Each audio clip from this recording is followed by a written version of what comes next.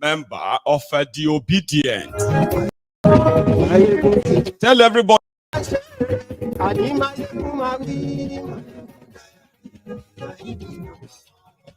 Please read the caption of the broadcast and read beyond it too, the description as well. Like the broadcast, then share it. Invite your friends, invite your not so friendly friends, and tell them that Maiyegun today.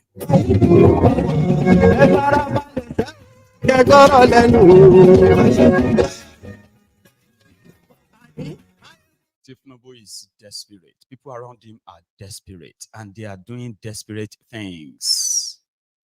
And I've brought them to you tonight again. No matter what they do, August 1st is sacrosanct. Tell everybody that Maiyegun today. And yes, tonight. Facebook.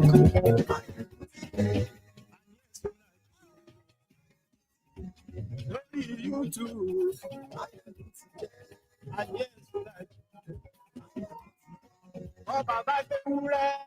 Yesterday,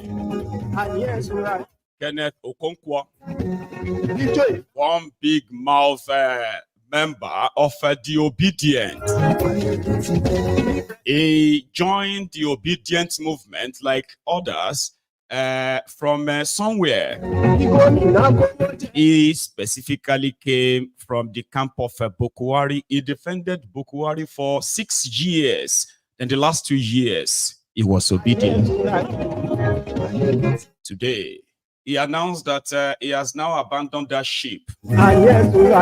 According to him, Peter Obi cannot do what it takes to become president in Nigeria. Since he can't do what it takes, like PDP and APC, now he doesn't see any future with him. Read the caption, like I said, beyond the caption, okay? We are starting in a minute. 6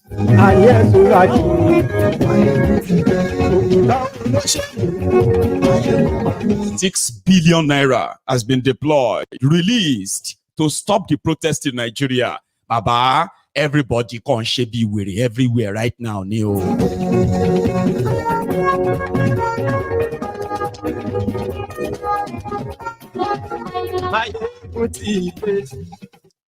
Today, thank you so much for joining me again. It should have been our Sunday sermon, so we can easily probably just make it our Sunday sermon. So if you are not somehow, you know, somebody who is like, who has a phobia, okay, for our truth, you are always advised that, especially those who recently joined this platform. And you know, I don't know what attracted you to this platform yet. It could be one of the videos, it could be many others, so I don't know. So on MaiyegunsDiary Political, in a day like this, it's not the time you should be looking out for political correctness. Okay? Asking for respect or begging for unity. Unity beggar. On behalf of the Thiefnubu and gang who are pushing violence, anarchy, fear-mongering, to be precise. They were releasing money, using government's instrument to hunt down Nigerians, all in an effort to say, please don't protest. Like, why would you say they shouldn't? I'll tell you, it is because they have no plan, okay, to fix anything that you are facing. To them, they know your problem. So let them do what they are doing, okay? Give them time. You will soon feel what they are doing. So whatever you are feeling right now that you're asking for a bit of a reprieve, right? They don't have that. So rather, they have released money, 6 billion naira, released. Baba, to bribe Islamic clerics, to bribe the Christian Association of Nigeria, to bribe the Isba, to bribe the Boko Haram, to bribe the Fulani terrorists, to bribe the students, to bribe the market women and men, to bribe transporters, to bribe the actual people, right? They were supposed to be the real victim of what is going on, to to bribe them to say they are okay. No protest, no kilode. They don't turn protest to campaign.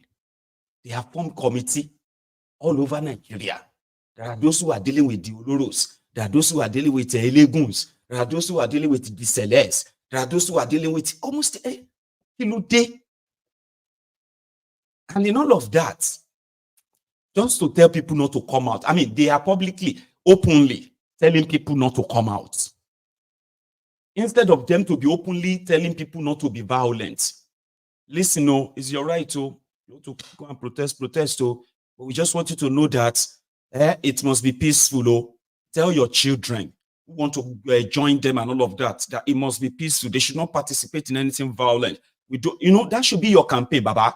They release 6 billion naira to threaten Nigerians, gaslight them. And they are sending some low-budget Ajangbadi, Christian Amanpo to their TV to go and speak. Or what is that other guy's name? Jim Cooper on CNN. What's that guy Cooper's name, right? Is it Jim Cooper or something? They are sending all of their Okonkwo, Jim Cooper, to go and talk to Nigerians on TV. Disgracing themselves, disgracing their family members. Now that is where we are going to start this evening. The desperation of Thiefnubu, it is now on high level, never seen before. But ladies and gentlemen, in reality, the protest is going to hold. The protest is going to be so massive. And if Thiefnubu and his gang if they continue to spend money in order to try to gaslight Nigerians, it's going to backfire. People are collecting the money right now. They are collecting the money. They are going on TV. They are going on social media, okay? They are now promising people money on social media if they promise not to participate. Nigerians are hungry. Very, very hungry. Poor. Because of Thiefnubu and APC. So this money is now being released to influencers. On social media too, influencers to share money to you. If they share and collect, it's part of the 6 billion. Okay. Now they've put out a 110 billion. They say, there's 110 billion. Come and borrow money to start something. Go and borrow the money, collect them, and still go out there. You get them? They are paying Oloros to threaten people in communities that look so much like war-torn areas, so underdeveloped that you can, the poverty, you can smell the poverty from the screen. I'll show you some of them. Poor people given peanuts to go about and threaten others using religion, using tradition, using everything. People say they are paying too much for fuel, paying too much for electricity. They are paying too much for food. They are paying too much for medicals. These are life and death things. No amount of sharing money, no amount of threat, intimidation will change it. Nobody needed to be incited. Ikene yesterday was on fire because the youth disagrees with Oro Festival. Remember that Lagos wanted to use Oro to scare protesters, right? They did same thing in Ikene in Ogun State, right? And it was, no, sorry, they did same thing, but it wasn't like the one in Lagos. That one in Lagos is political Oro. But in Ikene, they just announced that they are also going to have an Oro. I think people now kind of heard that the Oro call is not the time for Oro Festival. Not now. So why are you doing Oro now? No Oro. Hey, Ikene was on fire. I'm talking about when people were supposed to be doing Oro. Soldiers were shooting. People were stoning themselves. They were burning. Now they have told Pastor Ruga, don't come to Ikene. August 1st in Shagamu, Ikene, with detention in the area already. Oti strong. Oti wabab.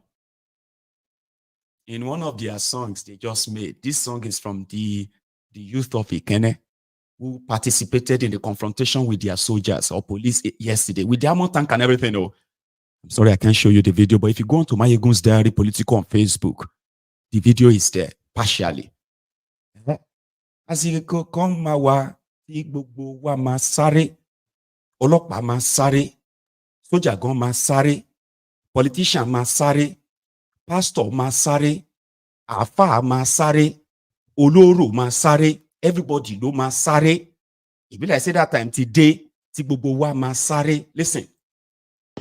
Ìgbà kan máa dé, àsìkò kọ́ṣe ń bọ̀ wá, ìgbà kan máa dé, àsìkò kọ́ṣe ń bọ̀ wá, tólóró máa sáré, ọlọ́pàá máa sáré, ayé máa sáré, ẹyẹ tí ò dúró rere máa sáré, àlórà máa sáré, hs tí kò mọ kankan máa sáré, everybody máa sáré, gbogbo wa pátá máa sáré, ìgbà yẹn ti dé, àsìkò yẹn náà là wá. Ìgbà yẹn ti dé, àsìkò yẹn náà là wá, everybody máa sáré, ọlọ́pàá máa sáré, àwọn tó ń ṣòro gan máa sáré, olúmọlẹ̀ máa sáré, àpènà máa sáré, olúwo ìlú gan máa sáré, everybody pátápátá máa sáré, gbogbo wa máa sáré, àwọn ọmọ fantasy base máa sáré, àwọn ọmọ tomorrow base máa sáré, akíndóyin base máa sáré, ayépéjọsọ base máa sáré, everybody pátá máa sáré. Ìgbà àpènà máa sáré, olúwo máa sáré, pásítọ̀ yín gan máa sáré, sórí gọ́vnà gan máa sáré. Àsìkò yẹn ti dé. No amount of 6 billion can change that. They are not, see, all these videos, all these things you are seeing on TV, all these talking heads, they are talking because of what they give them. Okay? And Thiefnubu, who has now turned it into a campaign. Sorry if you don't understand Yoruba, okay? What that song was saying is that a time is coming that everybody will run. Your pastor will run. Your politician will run. Your governor will run. You see that head of the court in your village will run. Your king will run. Your pastor will run. Everybody will run. Courtists will run. Aye will run. Ake will run. Alora goma sare. That time is here. But politicians are not paying attention. They are not. They are pushing narrative of now some people that hate Yoruba, some people that hate Thiefnubu, they want to overthrow Thiefnubu, they want to invite soldier. We must stop them. A Yoruba man, they are ganging up against him. That's what they are pushing. But they are so stupid that they are not paying attention. They are not. So let's get down into it. So far, so good. Bakari Goma Sari, he don't speak up. Ancestry of the former two-term governor of Lagos State, Asiwaju Bola Ahmed Tinubu.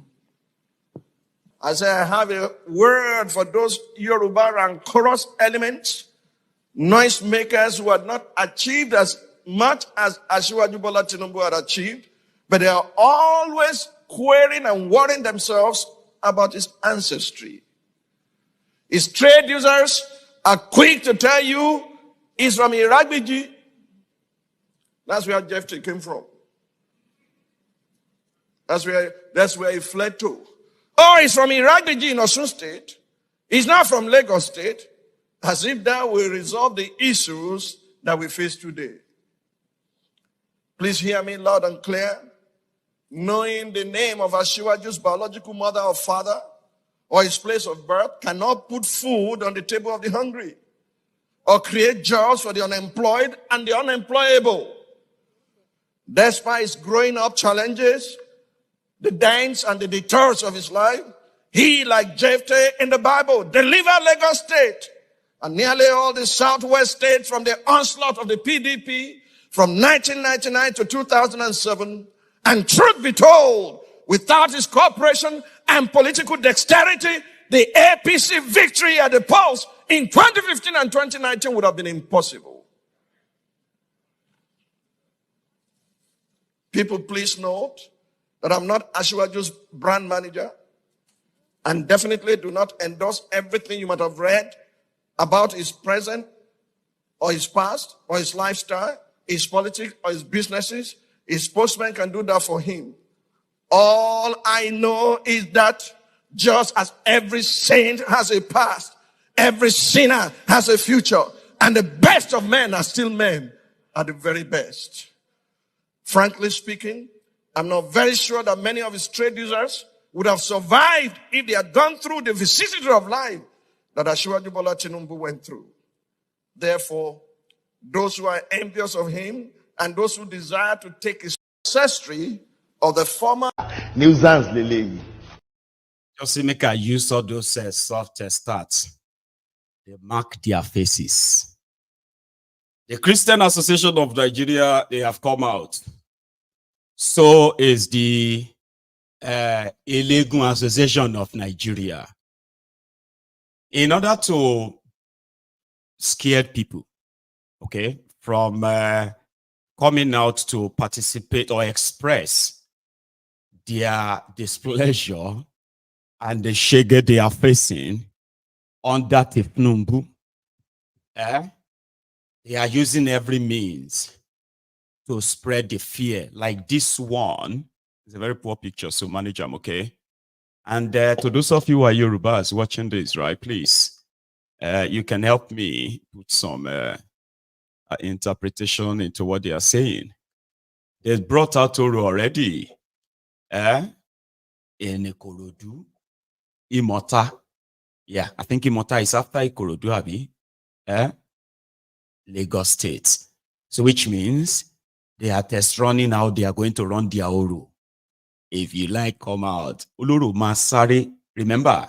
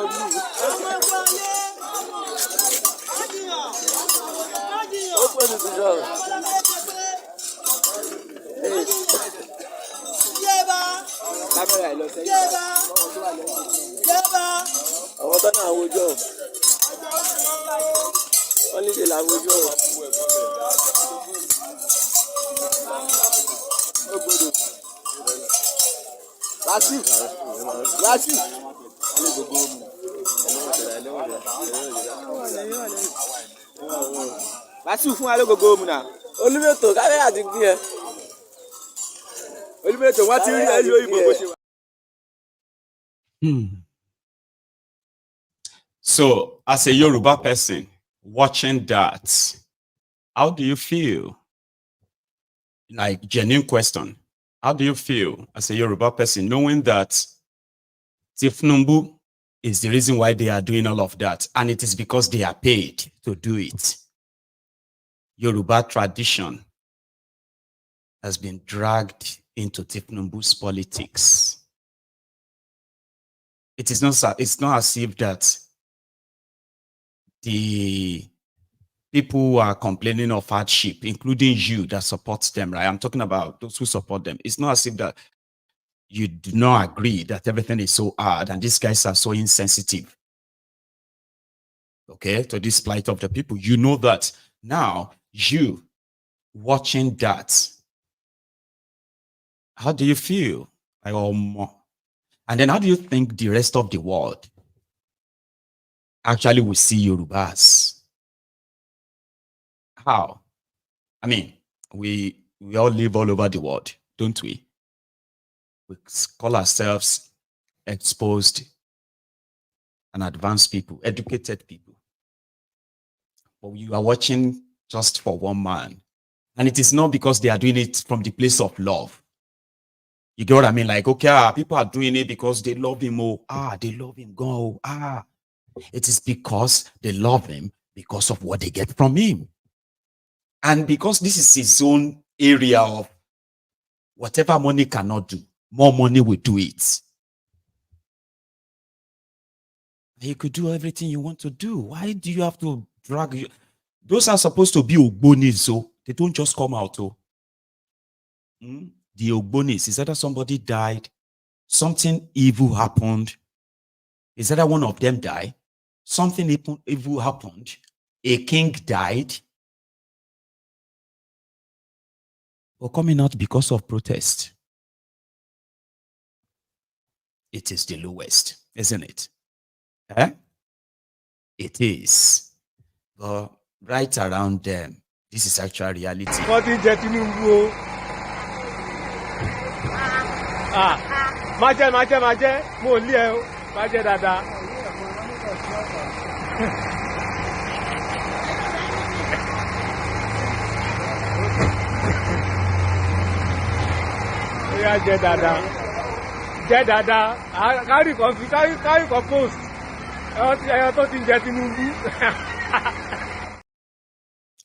That's reality, but again, that may count for nothing. In Ekiti, one of their kings actually sent out a town crier to go and warn people. Ekiti is the poorest state in Yoruba land. Ekiti is the poorest. That's the notion. And this Ekiti has been governed, right, by APC, Egbekegbe, for over 10 years now. Ekiti has suffered so much in the hands of the Fulani terrorists who traveled from far to come and slaughter them on their farms. They killed 3 kings in a space of 5 days in Ekiti. None of these guys were enraged. No, they don't give a damn about Yoruba. Look on Yoruba. It is the fact that if you are able to know if you are able to know someone who knows someone who knows someone who knows Thiefnubu, there's a chance for you that you could get some of the crumbs too. It may take a time, it may take a while, but yeah, they will eventually call you and give you something. Crumb. So one king in that same state, as it's directed, he sent out a town crier to go and tell everybody and warn them.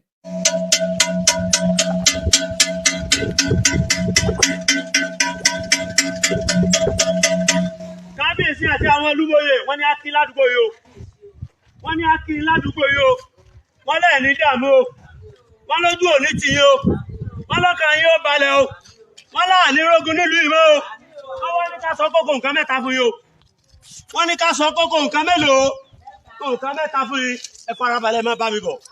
Alákọ̀ọ́kọ́, wọ́n ní àfẹ́ gbọ́ lẹ́gbẹ́lẹ́gbẹ́ wọ́n nínú ìlú yìí, ẹgbẹ́ aláta, ẹgbẹ́ elépo, ẹgbẹ́ nírú, ẹgbẹ́ níyọ̀, ẹgbẹ́ ní magí, ẹgbẹ́ ní tòmátò, tí wọ́n wà tí wọ́n máa fi ẹgbẹ́ múra wọn nítorí pé mi tajà mi ní àpò kan, ìwọ ta tiẹ̀ lápò méjì àbọ̀. Àfẹ́ gbọ́mọ́ kálukú tajà rẹ̀ ní iye tó bá pé, kálukú ta ọjà rẹ̀ ní kíni ní iye tó bá pé. Àfẹ́ gbọ́yùn mọ́. Ẹlẹ́ẹ̀kejì tẹ́ ń bá mi bọ̀, tẹ́ ń gbádùn mi. Ẹlẹ́ẹ̀kejì, gbogbo ẹni tí máa ṣe ewúrẹ́ ẹ ṣe ọgbà fún ewúrẹ́ yín. Gbogbo ẹni tí máa ṣe ewúrẹ́ ẹ ṣe ọgbà fún ewúrẹ́ yín. Àfẹ́ rí ewúrẹ́ láàrin ìgboro káàkiri mọ́. Kó máa jẹ tí kálukú bá gbé kalẹ̀, kó máa jẹ dọ́gbé, àyè mi lè wà lẹ́gbẹ̀ẹ́ lẹ́yìn, kẹ́gbẹ́ ìgbàdo síbẹ̀, kéwúrọ́ bọ́ bẹ kó máa jẹ. Àfẹ́ rí mọ́, ṣé ọgbà fún ewúrẹ́ rẹ̀, àfẹ́ má ṣe ewúrẹ́ o, ṣé ọgbà fún tọ́ọ̀tì máa sìn. Ẹni tí ò bá ṣe ọgbà fún tiẹ̀, tí ọwọ́ bá ba ewúrẹ́ rẹ̀, yóò dára rẹ̀ lẹ́bi o. Yóò dára rẹ̀ lẹ́bi o. Ẹlẹ́ẹ̀kẹta, aago mẹ́wàá la fẹ́ kí kálukú máa wọlé sùn. Nínú ìlú yìí o, bá aago mẹ́wàá bá ti lù, kọrí ilé ẹ̀. Gbogbo kọ́nà láti ń bẹ́bọ, wọ́n ń gbẹ́bọ káàkiri. Ẹni tí ò bá ti gbọ́ tọwọ́ ọlọ́dẹ bá bà á, yóò fẹnu fẹ́ra bí abẹ̀bẹ̀. Aago mẹ́wàá kọrí ilé rẹ̀ kó lọ sùn. Ẹ gbọ́ mi àbẹ́ ẹ gbọ́ mi o.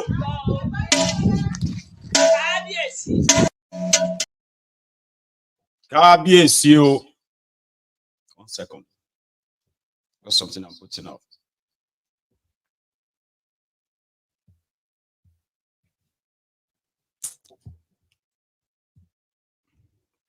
Sorry about that.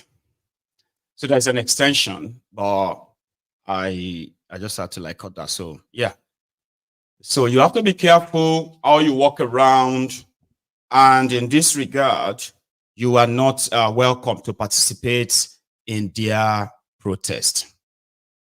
Also, somewhere, I think this is Kano, another guy, I think this one was actually on TV a few days ago. Yeah, that one too was doing a sensitization. Okay, please don't participate. Yeah.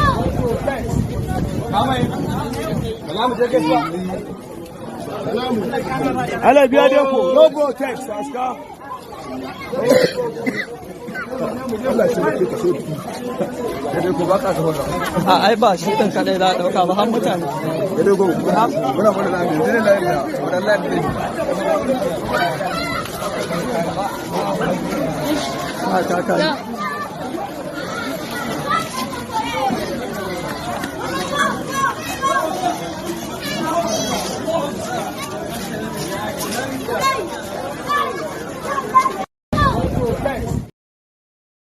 Like, why are they so tensed, paranoid because of protest? Why? So they are now running it like a political campaign. Sure you get. Let us. And all of these are just because they receive money. And to show working, you have to make a video. You have to show that, yes, so we have ordered everybody. Mr. President, everything is done. Make a video, post it on social media and tell everybody that there will be no protest in this, there will be no protest in that. They even send this Okonkwo, Maiyegun, Paul to go and tell people that there will be no protest in Lagos. Guess what? Charade Thiefnubu, the one that wanted to impose leader on Edo market women and men that led to the protest a few days ago. Charade was addressing the same market men and women in Lagos. And she was threatening them and their children in their presence. But they were all kind of clapping for her. She told them, hey, you see this protest that is coming? You need to warn your children. Tell them that they should not participate. It is a means of disrupting the country to cause anarchy. At least all of you remember the last time when they burnt everything. We have not recovered from that. You need to warn your children, okay, so that they will not lose their lives trying to protest. And the women responded that, oh, we have told them, we have warned them, we have warned them. Thiefnubu's daughter threatened them to their face. And they were like, of course, ma, we dare not disobey you and our children, ma. They said, Sarata. Sorry if you are a Sarata, okay? I don't mean to be like, but this one, Sarata will be Sarata Wimumu. To go and tell Lagosians that they will not protest. Lagosians on your behalf. But Shore was in the studio. The chairperson here with us by name of Titilayo Ekundayo. So I'm going to be asking Titilayo now a very interesting question, which is, first off, let's get your take on this. Why exactly is your association pulling out of the mass protest for August 1st? All right, good morning. First and foremost, I would like to appreciate this program. And secondly, my association is actually pulling out of this protest because we have no association with the set of people who organize this protest. Who are the people organizing the protest? We don't even know them in So why did you say you don't have association with them? Yeah, because they call themselves Nigerian youths and they are centering their protest to Lagos. And Lagos is a peaceful state. I am the chairperson of the female students here in Lagos State, and we have the 3 C's. Before we can confront, we need to consult and consolidate. And after consulting and consolidation, I don't think we have the potential to go into confrontation, which is the protest. Don't you think that Lagos has this main character energy that it constantly has? The conversation about protest has been on a nationwide stance. If that means, because we saw the governor call traditional rulers from all the geopolitical zones in Nigeria, we saw them call all the chief heads. We saw them, they saw the presidency speak to all of the governors from the APC forum. So why do you think it's just only Lagos? Because I noticed that the entire groups who have pulled out are mostly Lagos chapters. Yes, mostly Lagos, because here in Lagos, I don't think there is this much hardship here in Lagos. Because so there's no hardship in Lagos? Yes, there is, but I think the governor has been working towards that, because recently there is something like Onjeiko that the governor put in place for all Lagos states to be able to benefit from it, thereby reducing the hardship in Lagos. So you think that Lagos is insulated from the hardship that they... No, don't quote me there. No, you said, no, I'm not misquoting. I want to be clear, because you said Lagos is not experiencing hardship like the rest of Nigeria. Yes. That's what you said. Yes. And then you said that the Lagos has been doing initiative. One of them is Onjeiko. Yes. So I asked again, so does that mean that we're insulated from the rest of the things that Nigerians are facing. Yes. And so you don't think that Lagosians Yes, because looking at it, there have been more protests in Nigeria and it hasn't led to anywhere. Rather, we have vandalization of the government's properties. Some of the protests that happened years back, we have the protests during the June 12th, we have the protests during Goodluck Jonathan's regime, and this recent protest of the N6b, which most of our youth actually died. So I would think, instead of the youth going into the protest, why not form a body and have a tete-a-tete with the government? Because during dialogue, it's still better than this protest whereby we'll be losing our youth. Mr. Charade said that most of the youth, most of the groups that pulled out are groups that are just formed. How long has your association been on? The association has been on here for over 5 years. So it's been existing for 5 years? Yes. So if I count back, that should be 2019? Yes. How long have you been in school? I got admission in 2019, so I'm in my final year. So you're among the organization that formed it? No, I wasn't part of the organizations that formed it, so but I'm a member of the association. When did you assume presidency of the organization? I assumed my position January this year as the chairperson. Thank you so much. I'm very curious as to exactly what other things your association had been or is known for doing from before now. But let's come back to Mr. Charade.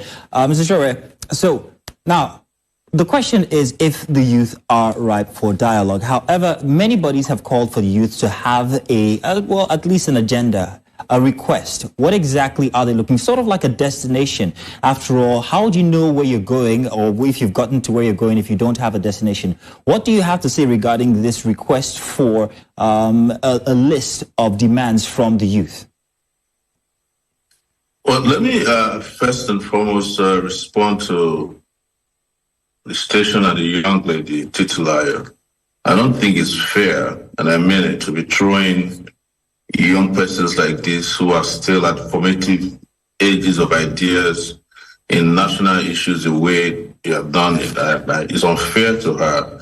Apparently, somebody just didn't even properly prep her, and you just throw her on national TV. The whole world is going to be watching.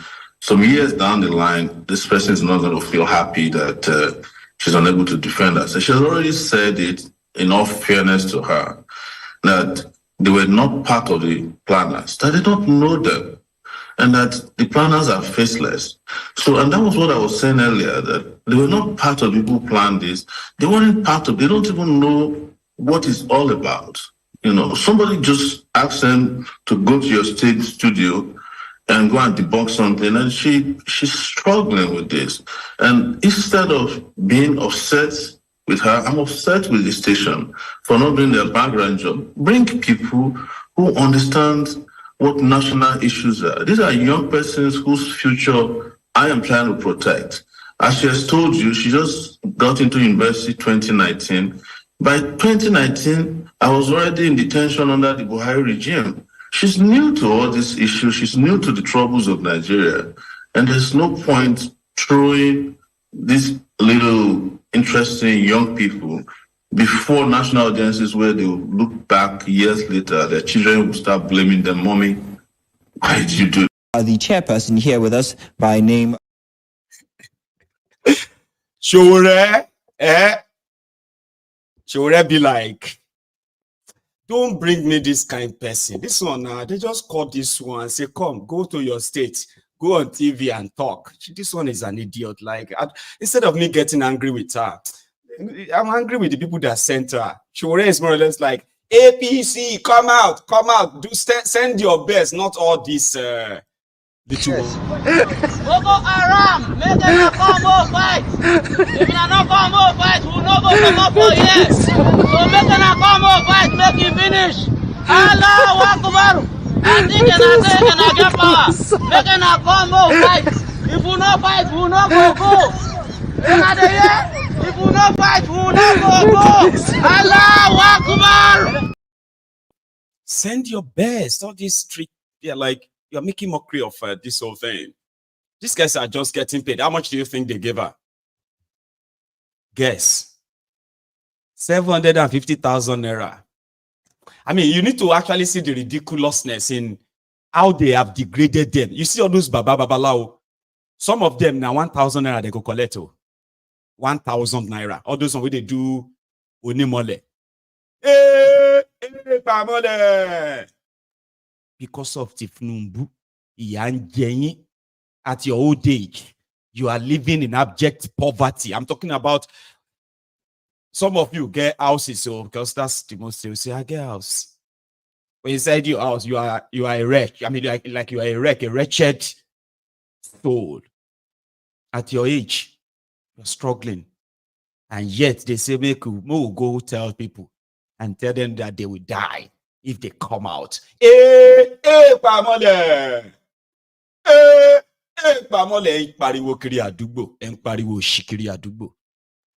At your age, how much do you think they gave them?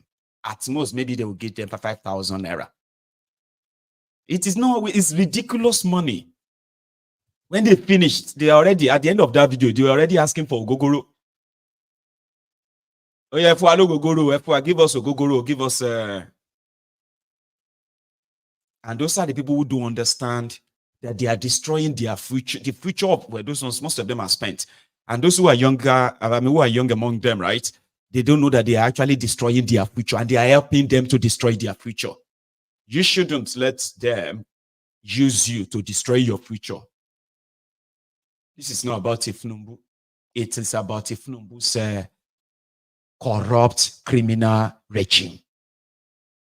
Their decisions and policies have destroyed lives. They have destroyed businesses. They have destroyed safety. And here you are. It is a free-for-all. So if they pay you to go on TV and go and threaten people, on the street, that same one, News Central, they did a vox pop to ask people, what do you think? Again. I'm in support of the protest, but I think the protest should be a peaceful one. To be candid, I'm indifferent. Any protest that you want to have in this country and you don't have the transporters, you don't have labor, what is it? Before you know what's happening, it's going to be counterproductive. I'm not against the protest. But rather, I will not go and protest because of what happened the last time. Protest is something that is acceptable in a democratic government for people to express themselves. If the protest is going to go smoothly, people can just use that to just express themselves to the government. To fight for our right, ourselves, because nobody will fight for our right. We will also fight the right by ourselves to claim our right. Maybe we will have representatives or maybe lawyers and people that will represent the citizens, and then dialogue with the government, give the citizens feedback. The government will be able to concede, okay, these are our concessions. Then the negotiators, on behalf of the masses, we also take it to the government. This is what the masses are saying. Then we'll be able to move the nation forward. But saying whatever happens, no, nothing is going to happen. At the end of the day, we end up destroying the citizens instead of the government. It's not like protests will totally solve the problem, but it's just going to be a step to create an awareness to the government that, okay, we need a change because a lot of people are suffering from what is affecting and plaguing our nation. We understand that inflation is everywhere. It's a global phenomenon right now. But I think there should be some measures that could actually help citizens to be able to adjust to what is happening in the economy. There is hardship in the land, which is visible everywhere. Inflation is over the roof, transportation, fuel hike, everything. But if we actually need a change in Nigeria, there are ways in which we can actually do it. And although protest is part of it, and in fact, protest is number one thing that should be done, but it should be done in an orderly manner. It's an eye-opener for the governments to know that there is something going on in the country that it doesn't sit well with everybody. So I think the protest is just like a warning for the governments, to do something. We can't just sit down and feel like everything is fine. So some people are traveling out because of the situation of the country. Why there are some that can't afford to travel out. For business owners, the policies are not too good for business owners, but it's a bit better for the investors that are coming in. And if government can just please do something about it so that we business owners, we can have ways of doing our business with ease. We cannot afford anarchy in this country. Country is not even up to the standard to start with. Then to start destroying it, it is still our finances that will still be used in bringing back all those destroyed properties, infrastructures. I want the process to be more specific to the nation, to the government. Like, they should address exactly what they want the government to do and let it be in a peaceful manner. You know, we knew about the last protest that happened during the N6b, and we saw the effect of that protest. And we don't want such thing to repeat itself, because we don't want to protest at the expense of people's life. We want to protest for a change. So if they will be protesting, let them highlight what they want the government to do for them. Anything that is not centralized, anything that has no leadership, anything that has no real demand, to me, it's not the way to go. Nuisance lele. Sorry, guys. I was waiting for him to come back on the screen, right? He's blowing hot and blowing cold at the same time. Typical Nigerian. Confused, disturbed, bullied, scared. It is all normal. What an average Nigerian is facing in Nigeria is not normal. Your attitude or your reactions or what you have become today because of it is normal. That is why you should stop confusing yourself. You want a centralized protest, just like the way a lot of you were conditioned to believe in a messianic posture. And that is why you are easily controlled, because your expectations are mostly predictable. You like that messianic figure, somebody that is going to be like, that's our leader. That's the one leading us.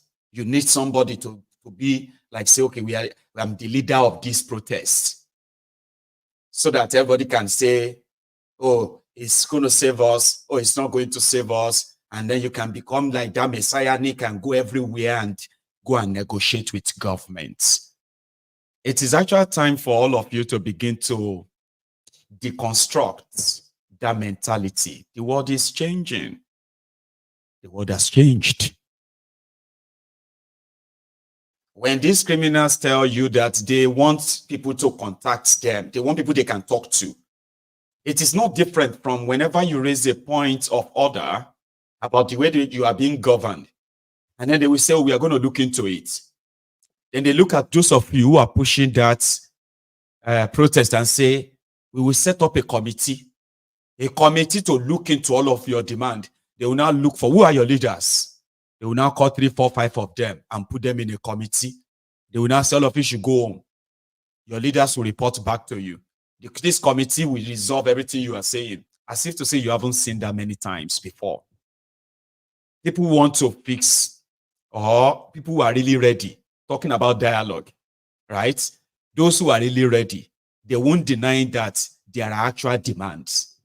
And this one goes to you, the Yoruba Nation campaigners, Yoruba Nation agitators. Those of you who are using Yoruba Nation as a mask, your mask is off. No thanks to Thiefnubu. A lot of you put yourself out there for years, especially under Boko Haram, showing this your, what do you call it? Your commitment in helping, safeguarding the Yorubas, sovereignty out of Nigeria. A lot of you even made so much money from that. But the moment Thiefnubu became a candidate, suddenly you are interested in Nigeria. Abi, now that Thiefnubu is destroying Nigeria, Yorubas are suffering. Yorubas are dying. So you actually don't give a damn about them anyway. Now you have now transformed into telling Yorubas never to join others in bringing Thiefnubu's government down from Yoruba nation to pro-Nigeria. I am just asking all of you, if you are watching me today, how do you sleep at night? I know you sleep fine. Some of you actually sleep fine. It's just a question that people ask that, do you not actually stare on the ceiling and think about your role in the last 5 years Nigeria and where you are right now? Do you ever kind of think of it and say, man, you are now pro-Thiefnubu? Yorubas are struggling. Yoruba young people are jobless, unemployed, unemployable. The poverty can be seen everywhere. Yet, you are no longer pro-Yoruba nation anymore. Thiefnubu that doesn't even believe in Yoruba nation. You are helping them spread all of the hatred, all of the divisive rhetoric, while we watch our people die of hunger. And majority of them cannot afford their medicals. The children, are you not seeing them? So if Atumbotan, like they say in Yoruba, if Atumbotan is something that all of us should look forward to. Ẹni òfò ni ẹ ṣòfò láyé ẹ tún ṣe lálìkìyàmọ̀ ẹ̀yin rádaràda wọ̀nyí. Ẹni òfò ni ẹ ṣòfò láyé ẹ tún ṣe lálìkìyàmọ̀ ẹ̀yin rádaràda wọ̀nyí. And going forward, they do not have any solutions. If anybody is asking who are the leaders of this, majority of those who are announcing that they are pulling out, they are not part of anything. They are still operating on the old order, where people will group themselves and say they are speaking for all of us. They do not believe that you could actually use the modern day technology to pass information that gets people to know how much they have been held down and what they need to do to stand up. You are still forming committee, you are forming groups. Youth association, student association, Christian association, Izala association. You are still doing all of that today. All because you are positioning yourselves to get called. Where they are calling you right now. And you are making mockery of yourselves. Inibe, please tell us what is going on. Then we will go to Abuja, where Werewike was fooling himself too. I think I should even say that I'm surprised that this one has said that 6 billion is being budgeted to manage the protests. It shows that the government, this country has money, really. Is this... Are some people seeing this as an Owambe? What are they budgeting 6 billion for? But regarding your question, the constitution is very clear. Section 39, that Nigerians have the right to freedom of expression. Section 40 guarantees the constitutional right to association and peaceful assembly. This right is not absolute, because under Section 45, there are derogations to this right. For example, for the protection of public order, peace and safety, and so on. The right to assemble may be curtailed where there is violence or riot. My concern is that the government is the one that is fueling the perception that this protest is going to be violent. I'm very active on social media. I haven't seen any indication that any person or group of persons are planning to unleash anarchy in the country. And let us even ask the question, how come that it is only when people are protesting against government or people want to carry out rallies against government that people will suddenly create this imaginary intelligence report that hoodlums, miscreants are going to unleash violence? We saw Asari Dokubo leading protests in support of Thiefnubu during the tribunal. Asari Dokubo, the SSS did not gather any intelligence that hoodlums will hijack it. As a matter of fact, I have also seen groups planning to hold counter rallies and protests in support of the government. The police have not said anything about it. So this impression that some people are planning to burn the country is just fiction. They keep making reference to N6b, and I choose to characterize it as fraudulent historians. It is fraudulent history to say that the N6b protest was a violent and anarchy. The truth of the matter is that the crisis we saw, the violence we saw during the N6b took place after Nigerians were killed. That was what triggered the violence. Even Kenya that they are talking about, until the police opened fire on protesters at the parliament in Kenya, The protest was entirely peaceful. So the question is, are they planning to unleash mayhem on the country? Are they planning to kill Nigerians to instigate violence? That should not be the approach. If the government is serious, they should understand that people have the right to protest and stop giving us fake intelligence. The IG says he wants the name of the protesters, he wants to know the routes, he wants to know the founders. The SSS on the other hand says no, we know those who are sponsoring it. So which one should we go for? This clearly shows that they are not serious. You cannot in one breath say, you know that foreign mercenaries are the one planning the protest, you have uncovered those behind it. At the same time, you are still asking for the identities of those who are behind the protest. Let the Inspector General of Police, let the SSS and the army, surprisingly, is issuing a statement on a protest. We are not in a military dictatorship. What is the business of the military issuing a statement on the matter? That can't even be tolerated in a democracy. Let the military remain in the barracks.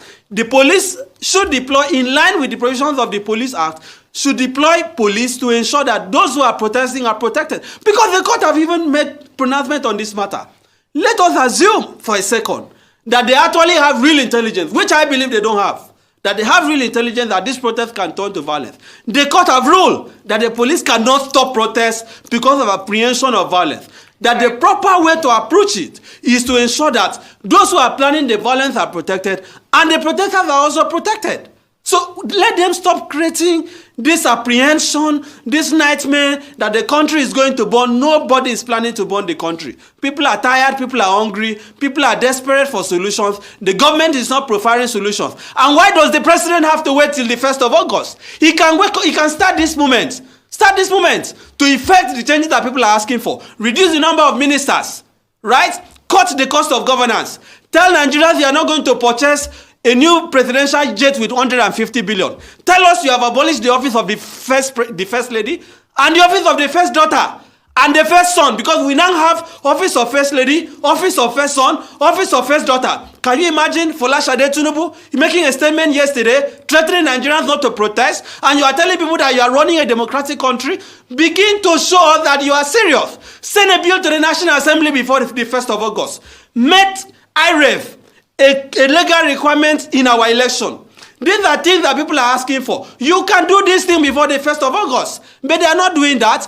Begin the fight against corruption. You are not fighting corruption. You are telling people not to protest. You are not changing the country. You are telling people not to protest. You are buying. You are investing billions, about 22 billion, to build a new residence for the vice president. You are planning to build 5 billion to presidential yacht, and you are saying Nigeria should not protest. Even the agbado that Thiefnubu promised Nigerians, people cannot buy anymore. You are talking about minimum wage of 70,000 that cannot buy a bag of rice. Nigerians have to protest. That cassava and agbado that he promised us, he should provide it. Nigerians don't have what to eat. And you are telling people not to protest. Right. What is the alternative? All these fake bishops, fake student leaders that they are using to tell people not to protest, people are not listening to them. People are not going to listen. I think I should even say. And we are competing with armed robbers and the bandits to recruit from the youths who are unemployed. 33% unemployed.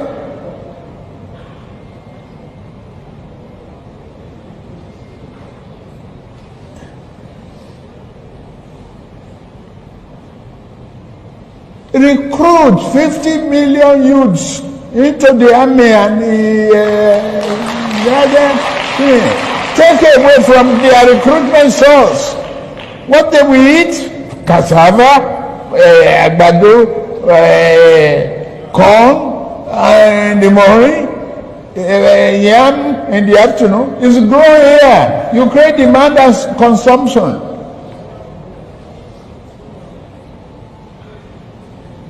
For over 5 million army of boot camps. We create our food.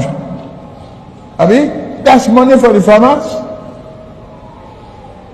That's consumption for the soldiers and skill development. Don't call them illiterate. Don't talk about illiteracy. Anybody who can own gun, who can handle gun, who can cock gun and clean the chamber and cock and shoot is technically competent to repair a tractor in the farm. Of our greedy leaders. Oh, Thunder, where are you? This is the time you are supposed to strike, so that you eliminate all of them, so that we have peace in our nation. Or join them in one aeroplane, so that it will crash land in the course of their journey. Furthermore, our security agents. Effiong Inibehe, a brilliant one from you, sir. With a weekend in Abuja was having a foolish moment where he was addressing the Abuja residents, a section, okay? And he was telling them not to participate in the protest. You remember it was threatening that no, Abuja is Abuja is a no-go area. Don't come to Abuja with your disorder. So he went out yesterday, right? And he met some people. And he told them, he was like, if Thiefnubu was going to be a failed government, he would not be part of it. That people should know that they should just give them 2 years more or something. That he knows, say, what Thiefnubu is doing is going to change their lives. So they started telling him that they were hungry. But as usual, typical Nigerians, first person where they're supposed to beat, they let him go. They even shared him. They even clapped for him. To make Werewike feel better. Listen.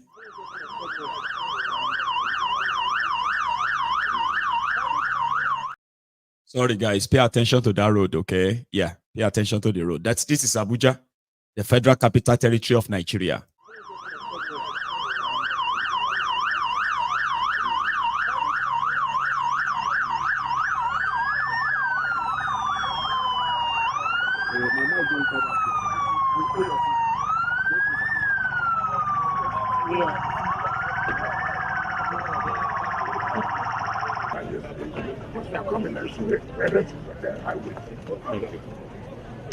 Yes, as you are going back to Abuja now, you see the elections. But I did people don't do it. But the road there, what do you at some point? Money, sir.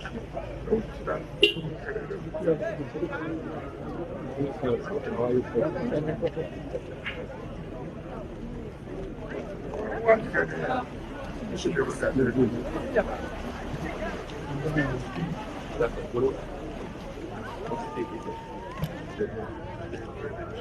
Yes. What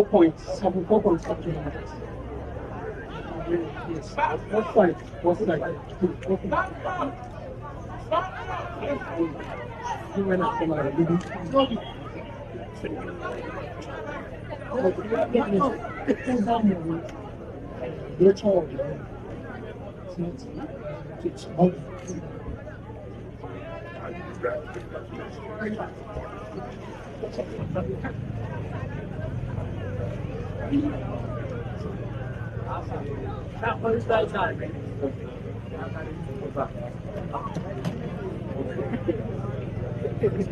Are you happy? People will get good mind. We will bring sort to change things. And when they change these things, it will affect you. It will affect us. So this way they see now, you're going to just be patient. See what will happen. See what that is not going to be better. And that is the promise. I don't say all of our day in the hurry. Go for president. Not so. Hungry man no get time to wait. Maybe yes, sir. Come for president. Come for president. No, let me put them in the talk. Now wait there now. Make the support for making success.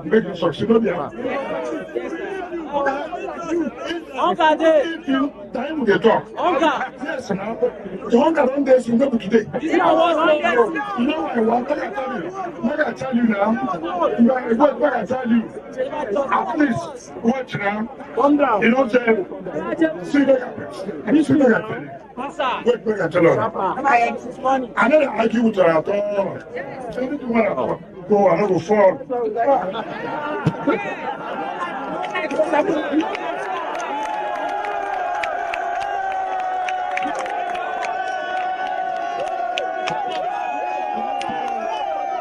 See,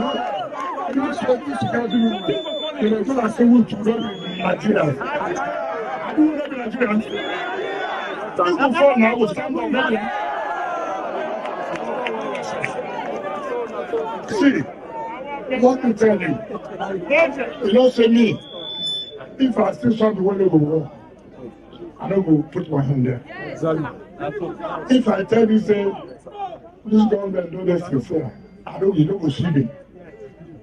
But they work because I know, say, the man waiting there is serious. But we don't understand, say, you know, will not be a miracle.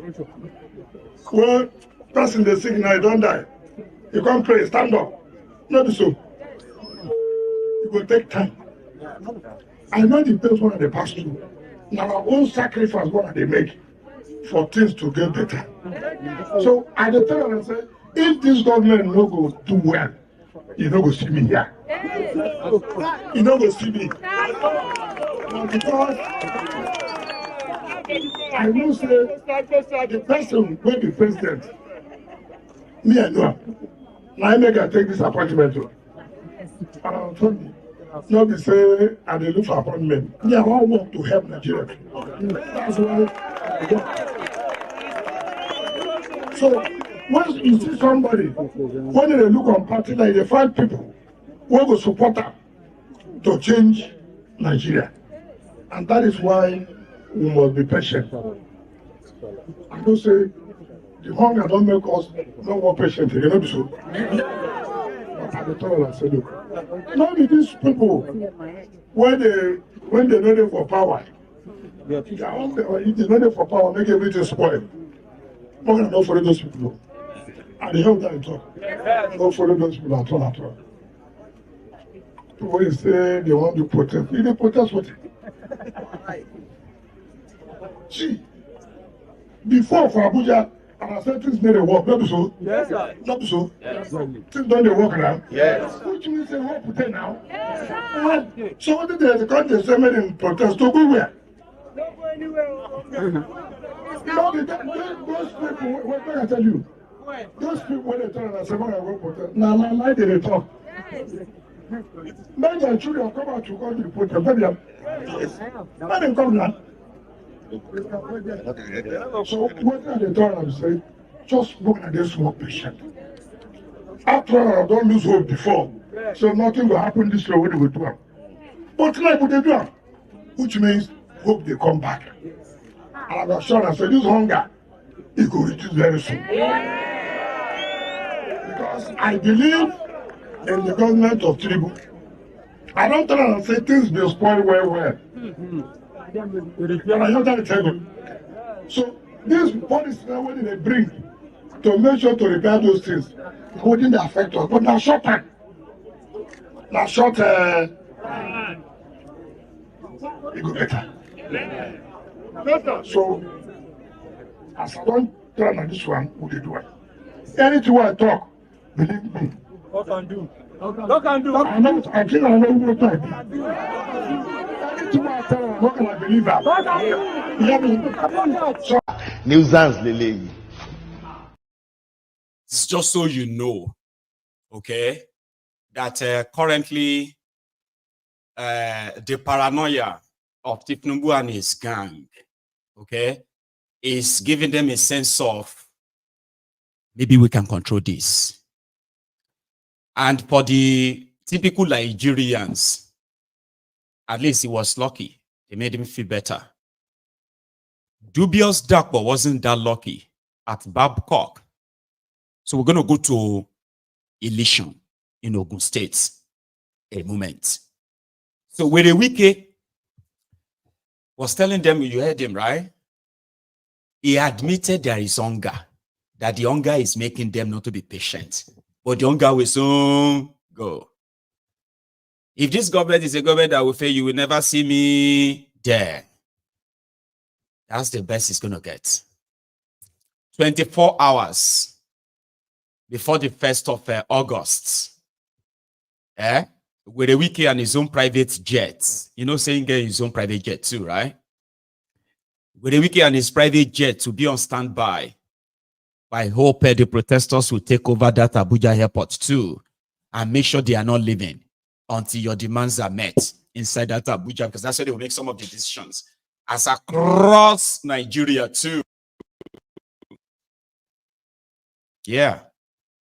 So when the wicked felt better there by telling them that, Abuja wasn't working before. Now it's working.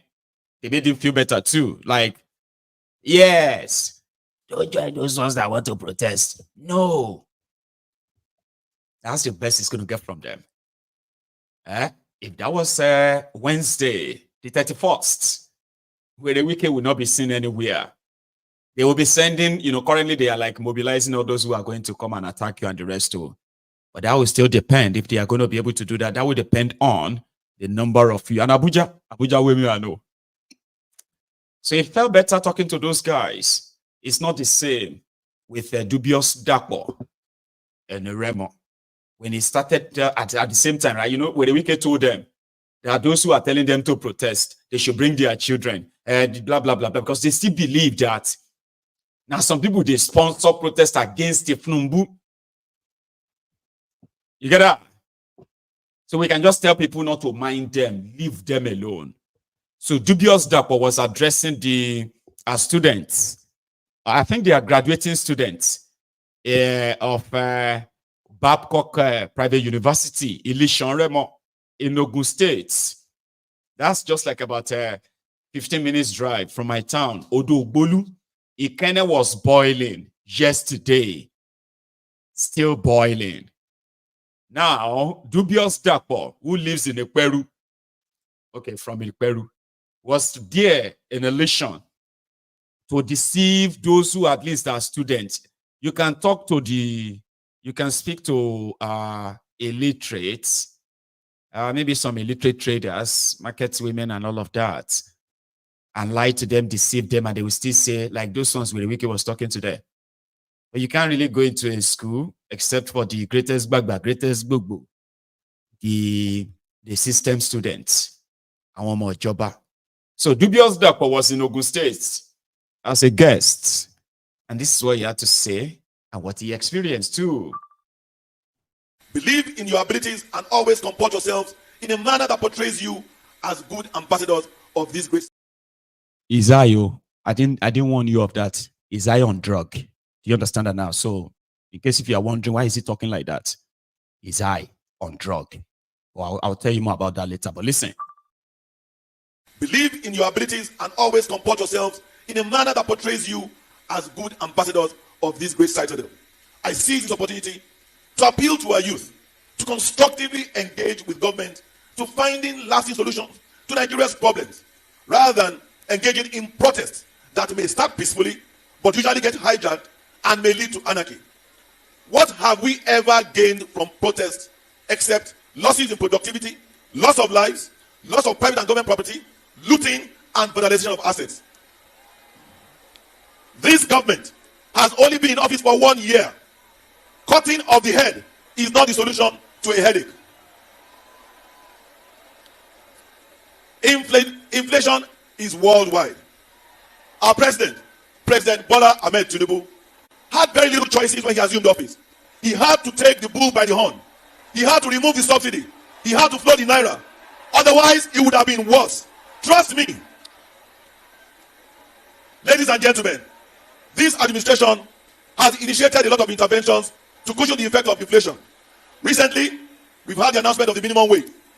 We've had a lot of youth and vulnerable empowerment. Student loans are being put in place. Agric and fertilizer inputs are being given to our farmers. They have provided food items as palliatives as subsidized prices, amongst others. Great Nigerian students, this current wave of inflation is biting everywhere. It is in the UK, in the US, in Ghana, and in Egypt. So it is not peculiar to Nigeria alone. Which investor will be attracted to a nation that is under siege by protesters or perceived as not peaceful? Please, do not allow yourself to be used by a so-called leaderless movement sponsored by frustrated politicians who tried in the past and lost. We do not need protest. We must not gamble with anarchy. Please let us dialogue.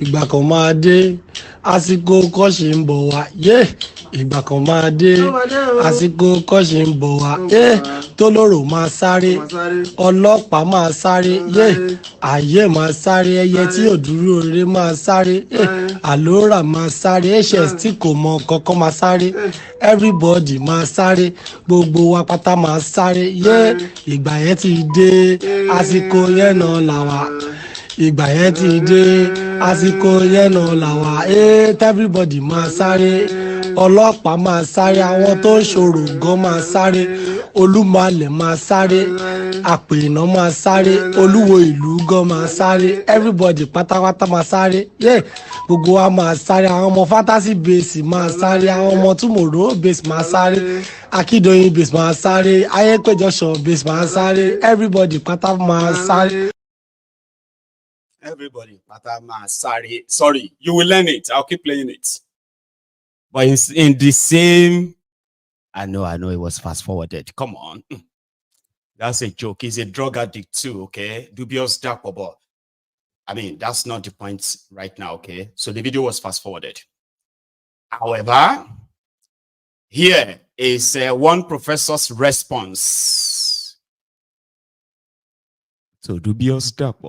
Listen. And please, hang on. No. So I want to say, I think we have a lot of us in tonight. A quick one, all right? I just checked. So we are over 2,400 or something. So please, right, if you are joining this and you haven't really liked the broadcast on YouTube, you know, please, okay? It's just going to take you a moment while you watch this. Take a moment off the comment section, right? Go under the video, like it. And if you just stumbled on this broadcast now and you haven't really subscribed to this channel, please do. You can take it back, you know. If I say something you don't like tomorrow, you can take your subscription back. People do that to me all the time. Yeah. If this is your first time, I mean, okay? But at least subscribe. And if I say something you don't like tomorrow, I say something about somebody you don't think I will ever say something about among those criminals in Nigeria, right? Then you can just take it back. Right, let's go back into the Babcock University graduation ceremony. I'm pleased to invite Dr. Michael Ajala, the president of the graduating class postgraduate, for his own short speech. Good afternoon, everybody. Our Excellencies, may I please stand on the existing protocol. It gladdens my heart to be here with everybody. Our first, getting a PhD a few months short of 64, and passing through the rigors of academics in the past 8 years. And that is the story of every one of us, especially those of us that had the privilege of going through the elongated program. We come from Lagos every week, or from Ibadan, Kaduna, Abuja. And I remember there was a time coming from Lagos to Ilishan, we take you 5 hours. And going back, we take another 6 hours. But we persevered and we won. I wouldn't want to repeat myself and repeat what others have said. But I want to charge us. The only way we can patch this country again is to be our brother's keeper. There is no point of you acquiring wealth and stashing them outside the country when your fellow Nigerians are suffering. I am very happy that 2 of our governors are here. This country is always shouting the name of the president when they are in need. Nobody is talking of our governors. We must please query our governors, query our chairmen of councils. We must ask questions. We voted for them. They are responsible to us. And please, don't stand on the sideline. Be a true Nigerian. When you elected somebody to serve you, that person is not your leader. that person is supposed to be your servant. To make this country great, I plead with us, touch lives, and touch lives. You will read my speech on the paper, and I will say thank you to everybody for gracing this occasion and making it memorable for the graduating class. And to my graduating colleagues, I say, God bless you. Congratulations. More wins. Let's be poor. Breathe. Don't suffocate them. If we lend ourselves to innovation, we can create wonders. Here is a successful, again, a town hall, different from Bulaba.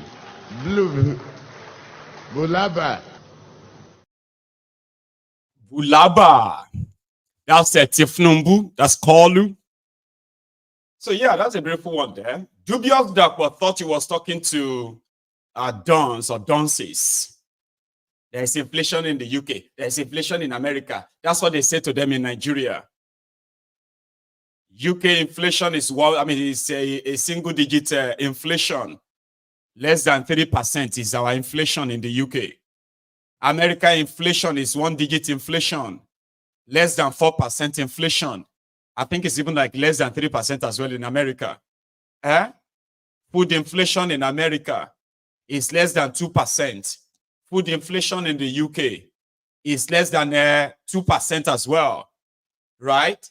Inflation in Nigeria is 34%. Food inflation in Nigeria, 44%.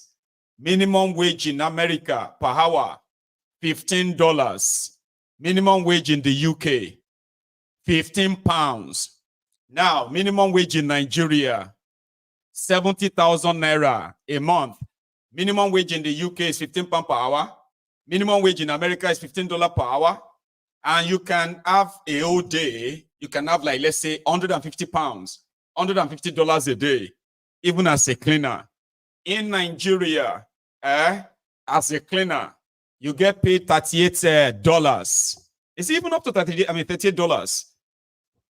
$38 or $41 or 38 pounds. And then the governor is telling them the whole world is suffering it. That's what they tell them in Nigeria. It's the same all over the world. There are homeless people in America. They have homeless people in the UK. There are so many people that are... You get that? People knows now. They now know what it is like in America. You see the mistake these criminals in Nigeria are making?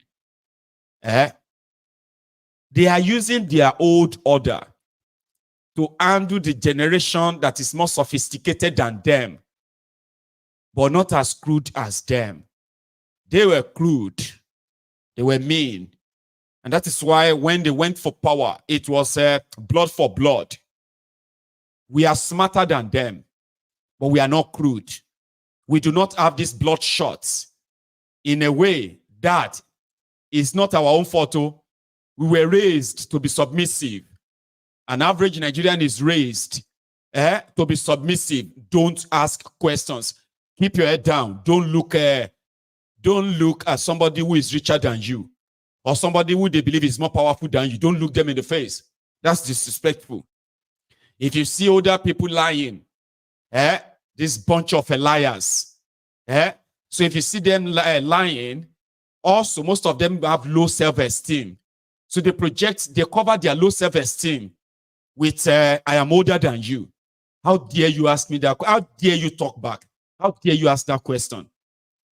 Mostly it is because of their inferiority complex. Okay? Low self-esteem. So they do not, they didn't raise us to ask questions. So they are surprised that a lot of us actually have gone beyond them. Instead of asking them for these questions or asking them these questions, we found answers ourselves. We are smarter than them, but we are not crude like them. Maybe we should be more brutal. When we add crudity and brutality to our smartness, they will run out of town. They would run out of town. So people don't need to listen to politicians to tell them about China. Tell them about America. Tell them about UK. They now have access to see what is going on everywhere. 40-year-old Nigerian in Nigeria, you can never compare him to 40-year-old British, 40-year-old, even 40-year-old Nigerian American. So why is that? Why did they make it normal there for you to be growing like a dwarf mentally in that place? Why your mates are growing mentally, intelligently elsewhere? These are the questions you should be asking yourself. People no longer want to listen to these guys except those ones they believe shouldn't know better. So their days are numbered.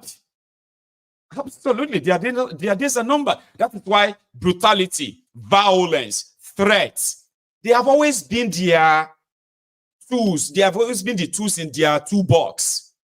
If they try to bribe you, you say no. They will threaten you. If you still say no, they will unleash violence on you. If you still say no, then they will attempt to kill you. This is their way. Until they have what they want, or you run to exile. At least if you are not there, you can't do anything. But thank God for social media. Thank God for the availability of information for those who seek the information. So these guys still think they are talking to people who are like as stupid as they imagine. But Baba, the ground is sinking, paying people to go and denounce the protest they were never part of. It's not really going to work. Somebody explained that to us better here. Please listen. A proper CSO, civil society organization member, they are not faceless. They are joining. But majority of the mobilization that is being done on all social media platforms right now is so massive that you can feel the panic in the air. A breath of fresh air where somebody is actually stating facts than whatever they are putting out there to make you feel like it's not going to happen. Well, Rasmajani, we are told that over 90 civil society groups have withdrawn from this planned protest on August 1. Is your group one of the groups that have withdrawn? And then the groups that have withdrawn, do you think that this is an indication of the efforts by the federal government of Nigeria, the state governments, the APC governors, the traditional rulers to say, look, this is not the time for protest? Thank you, Ruben. Well, I think what the federal government should do, rather than embarking on this unnecessary waste of public taxpayers' money to be mobilizing and recruiting, faceless groups to say that they are withdrawing from the protest, or recruiting some religious or traditional leaders who, on their very watch, they see the intensity of violence in our country, the intensity of corruption, looting like it has become a passion. They've seen the poor economic management system in the country, and they are not all talking about. They see the judicial corruption going on. As a matter of fact, many Nigerians, they don't even want to go to court. They don't want to go to police station because as long as you do not have money or you are not connected to power, you may not be able to get justice, because many Nigerians are losing confidence also in our institutions. So it's not about coming to mobilize all these people to mobilize the protest. In my opinion, if government has been if government has been listening and also coming up with policies and programs that will alleviate the suffering Nigerians are going through, I don't think people will want to come and do protests. Secondly, if Thiefnubu administration have come out with a clear framework to say, okay, we are going to, between now and this time around, we are going to deal with one issue, or we are going to deal with another issue, I think Nigerians are very patient and very reasonable. They will listen. But they have pushed people to the extent that people, when they are kidnapped, openly, kidnappers are collecting ransom. And if your family do not have money, then you are wasted. So look, for how long shall people keep quiet and then the official continue to recklessly, run the affairs in the country? I think this is what, cultivated and motivated people to say they want to do this. I don't think it is about some organization coming to do this thing. I think it is Nigerians who are just tired of the system that appears not to be working. And I think government should have the opportunity to listen to people and take more progressive and more proper policies and programs that will address the concern they raise, rather than wasting public taxpayers' money, mobilizing religious, traditional rulers and faceless tech NGO to say that they have withdrawn. Let them withdraw. They have the fundamental right to withdraw. As a matter of fact, you it's not necessary you must be in the protest, because protest is simply about expressing your concern, your worry. So if you are not worried about the killings in Nigeria, if you are not worried about the hunger in Nigeria, if you are not worried about the corruption and monumental looting that is going on in Nigeria, if you are not worried about the injustice and the recklessness in the country and complete, hopelessness that is going on in the country, you can decide not to, tell government that things are not going very well. But any patriotic and responsible Nigerians, whether you have come out for the protest or whether you did not come out of the protest, you should be able to feel the pains that majority of Nigerians are going through. And some people, because of abuse of power, they have even started arresting local non-violent people who simply say they are interested in joining the protest. So for me, government should invest its own time and energy to rustle up and confidence on Nigerians by coming up with programs that will address the concern that they have, not to really engage in unnecessary propaganda. Also, some security agencies threatening Nigerians who are not carrying any arms or who are not intending to do any violence, threatening them. Meanwhile, they cannot go and rescue people that have been abducted either in Zamfara or Katsina or wherever bandits and kidnappers have done that. We are still battling with Boko Haram in Borno, and then some security are making threats as if we are going to the army. What brought army into this matter? You have police, you have other security agencies that they should be able to be allowed to do their work. When they say they cannot do that, then the army can come. Let's call the army to now come and be threatening fire. Rasanjani, you are a civil society leader. Are you telling us affirmatively that the groups that you are associated with are going to be part of this protest? And that you are one of the leaders of the protest? Wait, hold on. And secondly, are you saying that President Thiefnubu is guilty of bad governance? The question with that will be, how? What do you think? So, first and foremost, I am not an organizer of this protest, and my organization is not organizing any protest.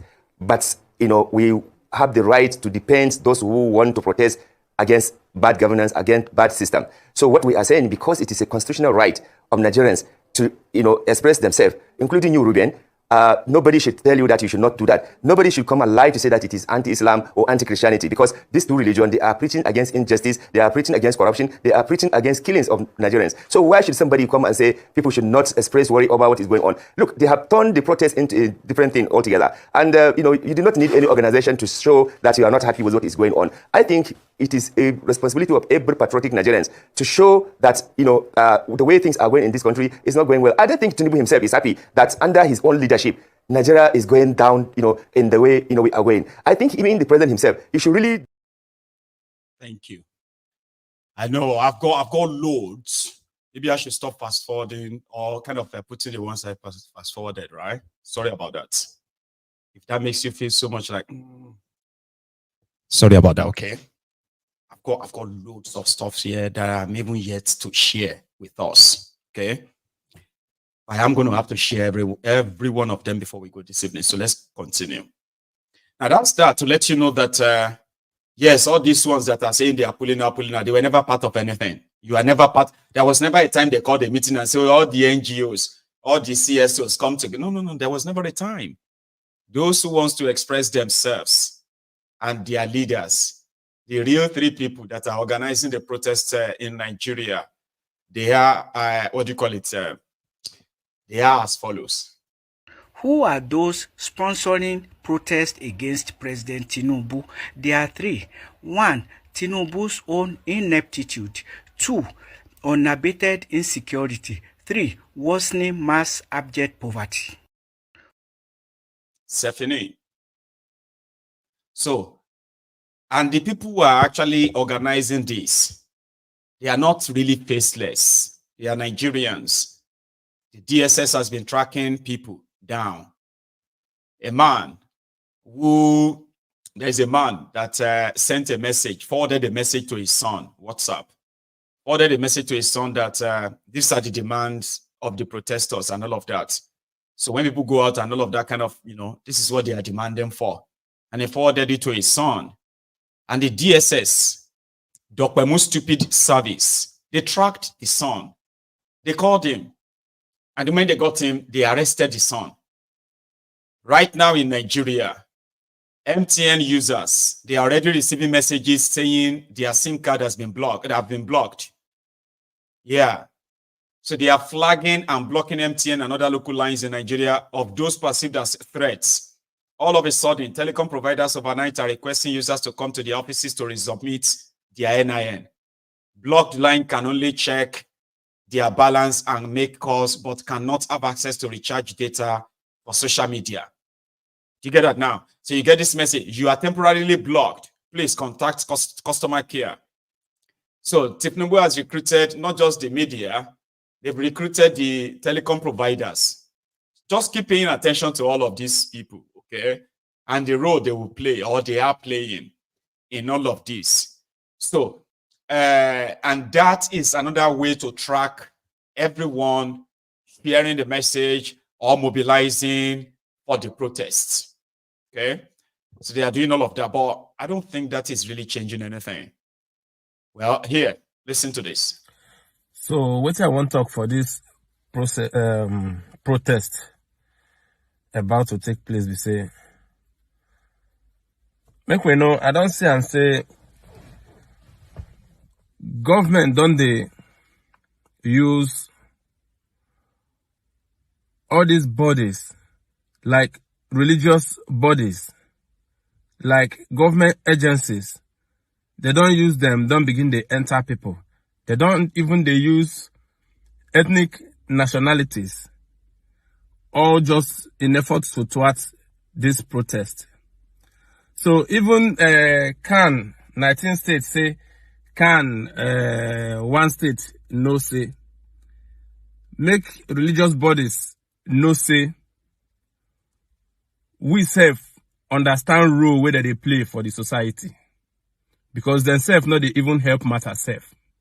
To me, after politicians self, now religious bodies so just look at what is going on now.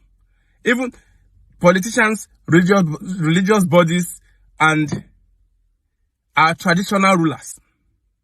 You see all of them. Since when all these insecurities there, when all this menace there, when people no fit enter farm peacefully, bring out farm produce, they no fit talk. People they die, they no fit talk.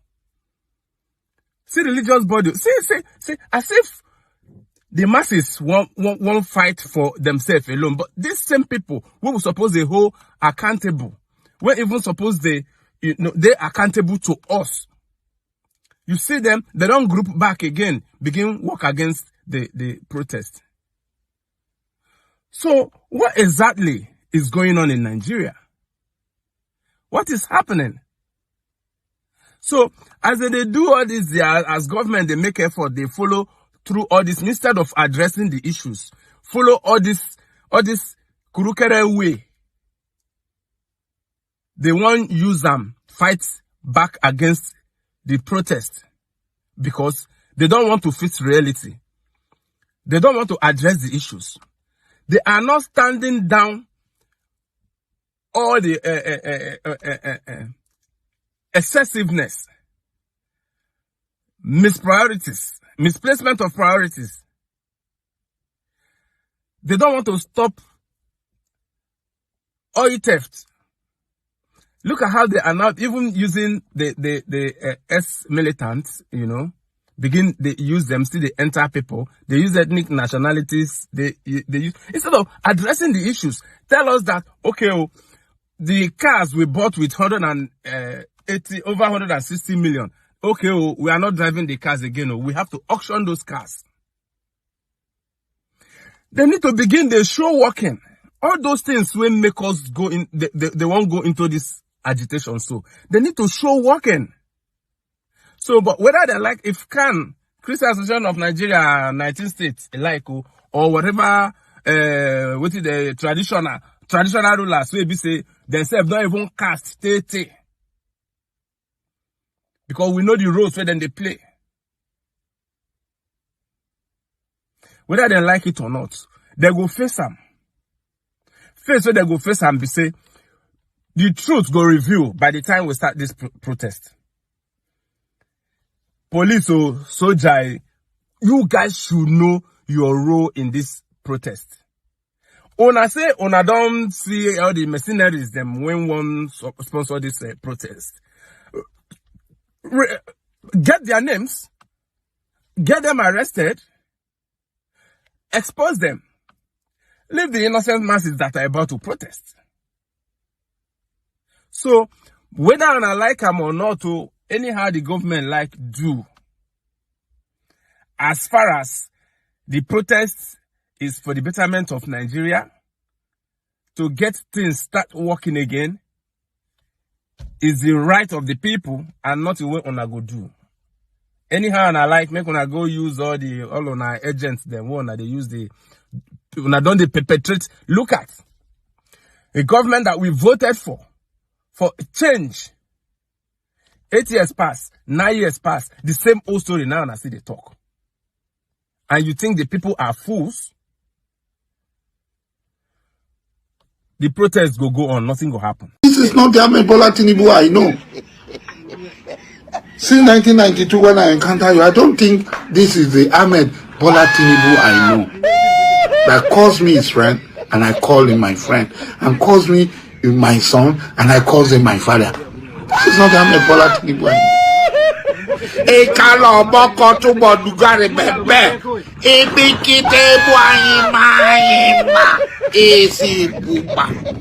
This is not easy. Thank you, brother. I've got another one. They are responding because people know what is going on. And I promise you, right? They are so desperate to impress us on social media too. I mean, you don't see where police officer they give palliative. Everywhere don't read. Everywhere teaching out the red. This one, Akwa Ibom student parliament, welfare package. You see the bins now from police officer Wahid Ayilara, part of the 6 billion naira. This one took pictures and posted it on social media. Ayodeji Kilomo, Komolafe. He said, as to show appreciation to my followers and those that believe in the president, APC, and in peaceful Nigeria, as from August 1st, expect a small token. Just follow, retweet, like, and post, no to protest. DM your account. So, as you know, say most of the people that are on social media shouting, no anarchy, no protest, they are mostly beggars. Social Media Bambi Allah Association of Nigeria. Have you met them? Oh, you have? Of course you have. And if you don't know, they are around you. While we are doing this broadcast, use your other phone and post it on social media and say, yeah, if you know that you are not supporting this protest, please drop your account here. If 10,000 is not too, if 10,000 is not too small for you, especially if you are supporting our president Thiefnubu, and you are not going to protest, drop your hazard. I'll give you 10,000 if it's not too small. 200 people, 10, I'm going to go and post it on my Facebook. I'll show you the result before we end this program. Okay, I'm going to go and post. They know me. They know me as Maiyegun. That Maiyegun no badun them almost. As I'm even saying it now, I'll show you. You will see hundreds of comments in about 20 minutes. I'm going to go and post it now. Please, if you're not protesting on the 1st, if 10,000 naira in support of our president, I will even write president. In support of our president, if 10,000 is not too small for you, please post your account under these comments. I want to bless 100 people. They will still come and post it there. And for you to know how damaging Nigeria is, you will still see others who are claiming to be members of the temple here. Facebook and your sick gone. They won't see it that way. You see some of them that will still come and do, Maiyegun, what are you trying to do? Have they have hacked Maiyegun's account in it? Have they have hacked his Facebook? Maiyegun want to support Thiefnubu. This is how messed up they've messed up their brain. Abo Bakuda no say Ekpeniman fiti Monshela Lale will still post account. If I ask them that, post your account, I'll give you money. Now they are giving money to some of these influencers. Go and give them 500 naira. Go and give them 1,000 naira. So right now on social media, you go see giveaway. Just the same way they are doing giveaway to all the, all of these different groups, Abi. Now watch this. Listen, let's watch this. I'm going to go and post it on my Facebook now. I'll show you the result before we go this evening, okay? Here. So, protest no the work. 70,000 naira minimum wage passed. You know the work. a old traditional system want to demystify itself. They want to bring Oro come out. I was even happy. I wish that Oro come out from 10 to 15, I mean from 1st of August to 15th, as I said. It's just an easier way to make the protest sweet, because if at the end of the day they are even able to make everybody to fear in the whole of Southwest and they didn't come out for 10 days, that's automatically a protest of sit at home. They just make people to sit at home for 10 days, which I know they won't even try to do it. The government cannot afford people sitting at home for 10 days, not in this kind of economy. Protests no dey work, NAS don't go on recess. Protests no dey work, they don't find solution to refinery. Before you know, they don't give us dates. Dangote don't dey right, left, right, and center, everywhere bust. The funny part is the most rejected protest was popularized by APC stooge and every one of them. Like they are the one that popularized it even more. Although the protests already have the hunger and everything already make the whole protest popular, but again they popularize it more. You can imagine almost every APC minister, special advisor, even the one with the carry bag on social media for another APC minister, SA to the SA to the SA to the SSA, all of them on top this protest say, okay, people they hungry, they want talk, they really want to show, say, hunger, they in case president, see, they say the president is not cuckoo accessible any longer. They just want to vent their anger so that the president will be accessible. Anyway, nothing pay me past Igbo people. They are the one that we really need to apologize to in this country. Any small thing is Igbo, is Igbo, is Igbo, is Igbo. We'll not leave these people alone now. I know be their fault, sha. I know who cause them, but I don't want to talk about the person at all. I know who cause them. But again, we must protest and nothing will happen, man. Right. So, ladies and gentlemen, I have just posted it on Facebook now. Just in, please, if you are not protesting on the 1st of August to support our president Thiefnubu, and you know 10,000 naira is not too small for you, please drop your account here. All batified, gather here. No protest, collect 10K. Not a trick. See, I'm making it's just so I just want to kind of do a bit of what do you call it? What do you call that thing? African Wahala. When you do is it called a poll or a test or a social experiment? I think that's the right word, social experiment. I'll bring the result to you later. And if you haven't been to MaiyegunsDiary Political on Facebook, go there now. No go there, go spoil them. Don't go there and begin to abuse them. Sure you get now. Just don't comment if you are not posting your account. You will still see the ways. They will post their account there. I'll show you. That's how messed up they are. And right now they are sharing money that they should give them money if they see money, even in the north. Unborn generation, you people say that we shouldn't do protests. Why? Because you want us to be slaves. Keep on continue to be slave under you. We are in democracy. As far as protest is constitutional rights, as far as is the fundamental rights, we have the right to come out and do it. Peaceful protest. Nobody will dare to deprive us. Arewa kupito ku protest. Ba wanda isa hana ku protest ku fito ko ina ku fito ku protest. In suna ga duk wanda isa kuma ce zai kama kun Allah da zamu bi inda ke inda wanda ya fito protest kama sai mun fito da shi.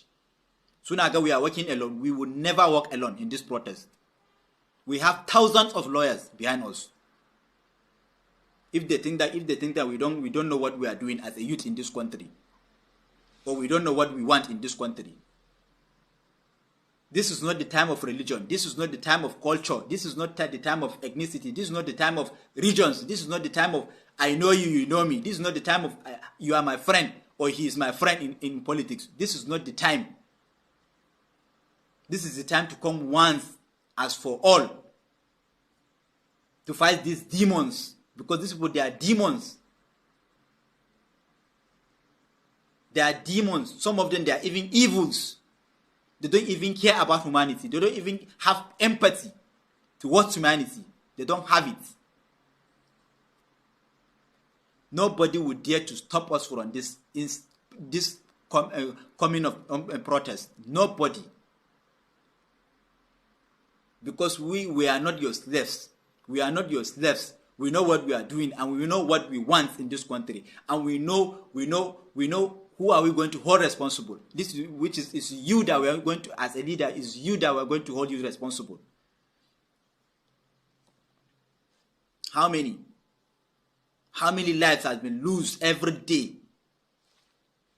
People who have been killed every day. You people, you don't even care. Look at Zamfara. Look at Sokoto. Look at Kaduna. Look at Katsina. Unborn generation. You people say that we shouldn't do protests. Why? Because you want us to be slaves. Keep on continuing to be slaves under you. We are in democracy. As far as protest is concerned. I told you, see, in 2 minutes, they have sent about a 6th bank account. Those who don't want to protest and they want to collect money, not to protest. Especially Batified. If you are Batified, gather here. Let's share some money to stop the protests and enjoy the suffering, enjoy the hardship, enjoy the kidnapping, and be patient a little bit more. In 3 minutes, they don't send me 10 bank accounts. Go to MaiyegunSDiary Political. Go and check it. Let me show you. They're already there. They're Batified. Every evening, you know, like they don't like me, I don't like them. Oh. You know when you say, you don't like me, I don't like you too. I can't say I won't give them money. Right now, they're going to ask me millions of questions. I'm serious. If you go on to MaiyegunSDiary Political, you can see accounts. See, 1, 2, 3, 4, 5. Let me go all the comments. I'm going to do it quick, okay? So that it doesn't really have to show much, okay? Look, 1, 2, 3, 4, 5, 6, 7, 8, 9, 10, 11, 12, 13, 14, 15. See? But if you tell them that the reason why they have turned to social media Bambiala is because they continue to indulge those who are stealing their commonwealth, giving them peanuts, to go out there and deny what they are going through, they will still fight you. Let's go back to Abuja, where this guy has been doing, for months, this guy has been doing a solo protest. A solo protest. To remind everybody that until you get up, now the D-Day is coming. Let's go to Abuja. Hungry day! Hungry day!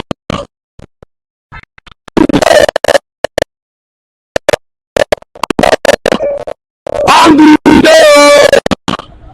Hungry day! Hungry no day! Hungry no day!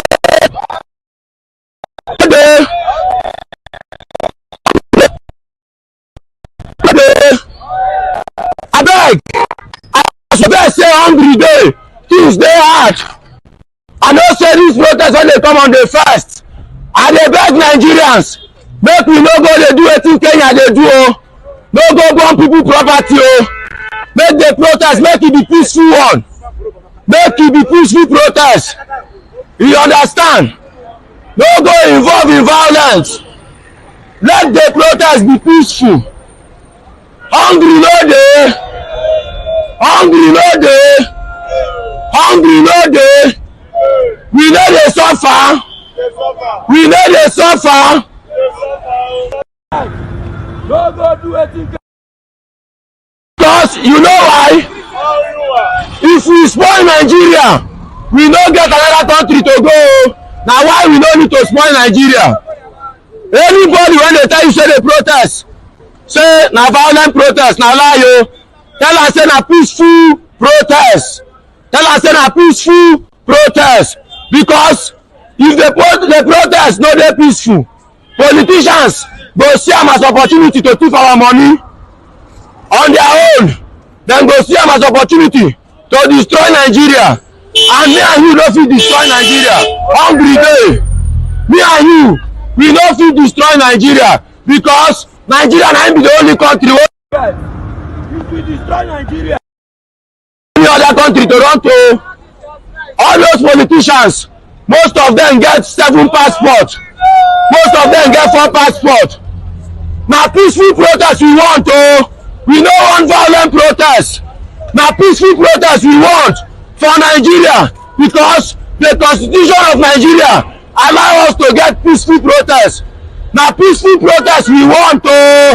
Na peaceful protest we want. We no want violent protest. We no want do wetin Kenyans dey do. Kenyans dey destroy their countries. We as Nigerians, we need to rebuild our country. We as Nigerians, we need to rebuild our country. No be to destroy Nigeria. Me, I no dey support any violent protest. I no stand with any violent protest. My name is James Mike, aka Flag Boy. I say no to any violent protest. Nigerians, say no to any violent protest. Nigerians, say no to any violent protest. Wetin we need na peaceful. How many times would they tell you before you know that Nigeria is not for you? Ah! Now they never leave you. They have left you behind. Photo, not be juju be that. Sorry oh. May God not allow them, make them kill you. Anarchy loans. Anarchy. Alone. Thank you so much, everyone. I have a question, okay? I can round it up in about 5 minutes. I do not want to really give too much attraction to Kenneth Okonkwo's vituperation, okay? I just want it mentioned. So I could do that within just a few minutes and we take calls. Or I should just continue to deliver all I have here tonight. And we can take calls maybe tomorrow. So I'll take a short break, a very quick one, okay? A short break. Continue or wrap it up and let's have few calls. Let me know, okay? I'm going to read your comment. I just want to like stretch my body. Here you get, I've been seated here for over 2 hours. It's usually my break time. I'm coming back.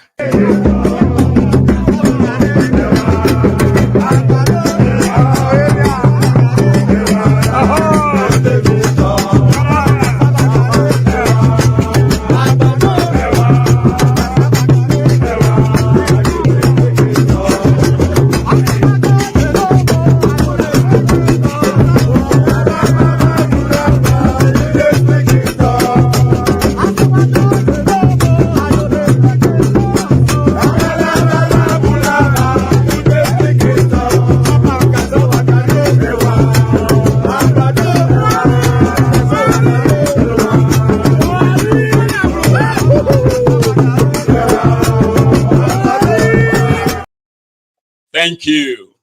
So then let's continue. Thank you very much. If you haven't really liked the broadcast, please, it's just going to take you a sec or 2 seconds. You leave the comment section, you go under the video, you like it, and then you go back to the comment section and you continue your engagement, right? And thanks so much to everybody who listened earlier to like the broadcast. I'm sorry, to subscribe.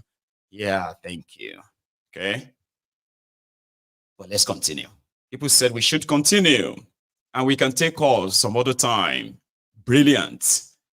Here, somewhere in Borno State, where Zanga Zanga is already warming up.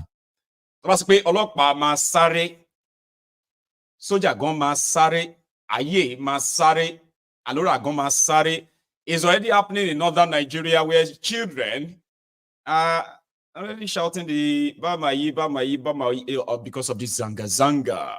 Yeah.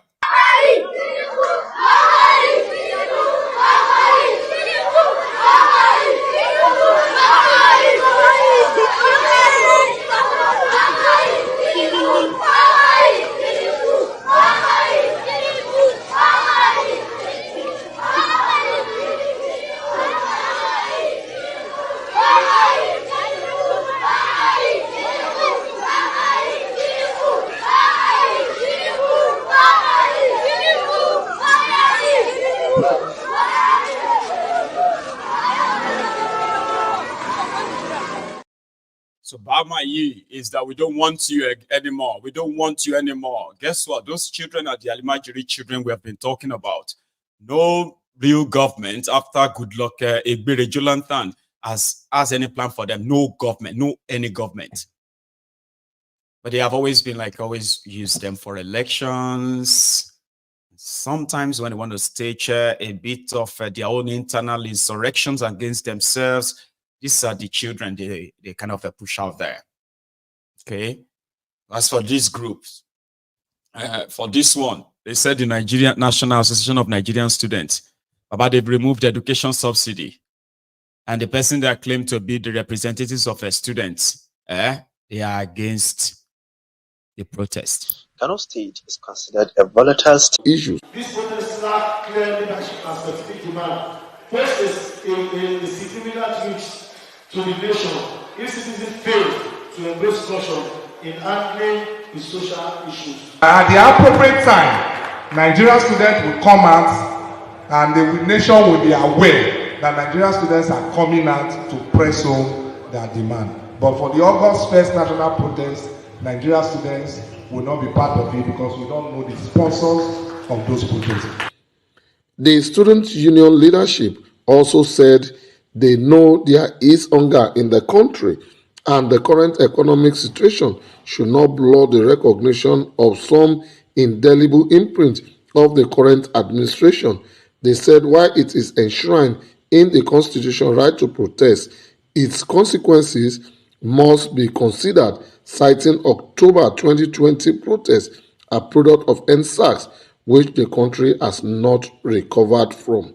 While the right to protest is enriched in our constitution and is a vital aspect of democratic expression, we must also consider the potential consequence of unchecked and faceless demonstration. Reflecting on the past, the October 2020 incident, which was the product of N6b protests, brought the massive prejudice of the nation, some of the outcome of which we have not recovered. Despite the fact that we are not coming out for the national protest, the fact must be stated that we are hungry. The hunger is telling on Nigerian students. So we are using this opportunity with the gathering of all Nigerian students here, representing various schools, to state that the federal government should look into the issue of hunger to this our dear country. Special advisor to Oyo State Governor who represented him at the Senate sitting, Victor Oledeji. Nuisance lele. See all of them parading themselves as a student. These are like 45 years old, 50 years old grandfathers. Yeah. We know we are hungry in this country. But we are not protesting now because we don't know the organizers. So everybody is saying the same thing. You know, I told you that last night. I said everyone is saying the same thing. It's like a script they give to them. Go out there and say, since the government don't know the organizers, so who are they going to negotiate with? What is negotiation? Nobody is asking you to negotiate anything. Just act on all these demands. I was saying something about those who were once on this side, remain Yoruba nation with us 3 years ago. Now they are now pro Nigeria because of Thiefnubu, not because they like Nigeria, but because of Thiefnubu. But do you know that in this their protest, part of the demand is that the 1999 constitution, that trashy nonsense, should be trashed. And a proper people's constitution should be put in place that actually involves you. Where such constitution, right, will be put into a referendum where people will vote over it before it comes to effect. So all of now where they claim, hang on, no. There's something I'm actually trying to get from here, right? I am suspecting that they've shut down my Facebook, but they haven't. Maybe after this broadcast, they will shut down my Facebook, but we are here. Here you get. You want a you claim to wanted a restructured Nigeria, Abi? as Yoruba. So we want a restructured Nigeria. We want to control our regions. Thiefnubu does not believe in any of that, to start with. When the Yorubas were, especially the Ilano Odua, okay, they are mostly pro-Thiefnubu right now. They will blow code, they will blow earth. They are, and if you see some of their members, they are the pro-bigotry, spreading the hateful rhetoric on behalf of Thiefnubu. Okay? So, you said since they won't restructure Nigeria, that's what we said though. Since they won't give us back a regional system, Mo Ukuku come together and leave Nigeria and have our own country. But today, Una won't join them. You they tell people that they should remain inside Nigeria now. But there is a protest that say that can actually guarantee the fact that those criminals representing Yoruba now, for the first time, they can participate in something that truly interested the Yoruba people.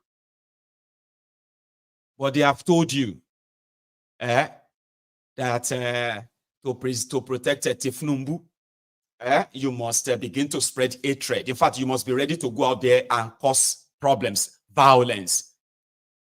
Una don't turn to the pro-Thiefnubu now, because the whole world is fighting Thiefnubu. Therefore, Thiefnubu is Yoruba. So therefore, Yoruba is Thiefnubu. Thiefnubu is Yoruba. Una don't see.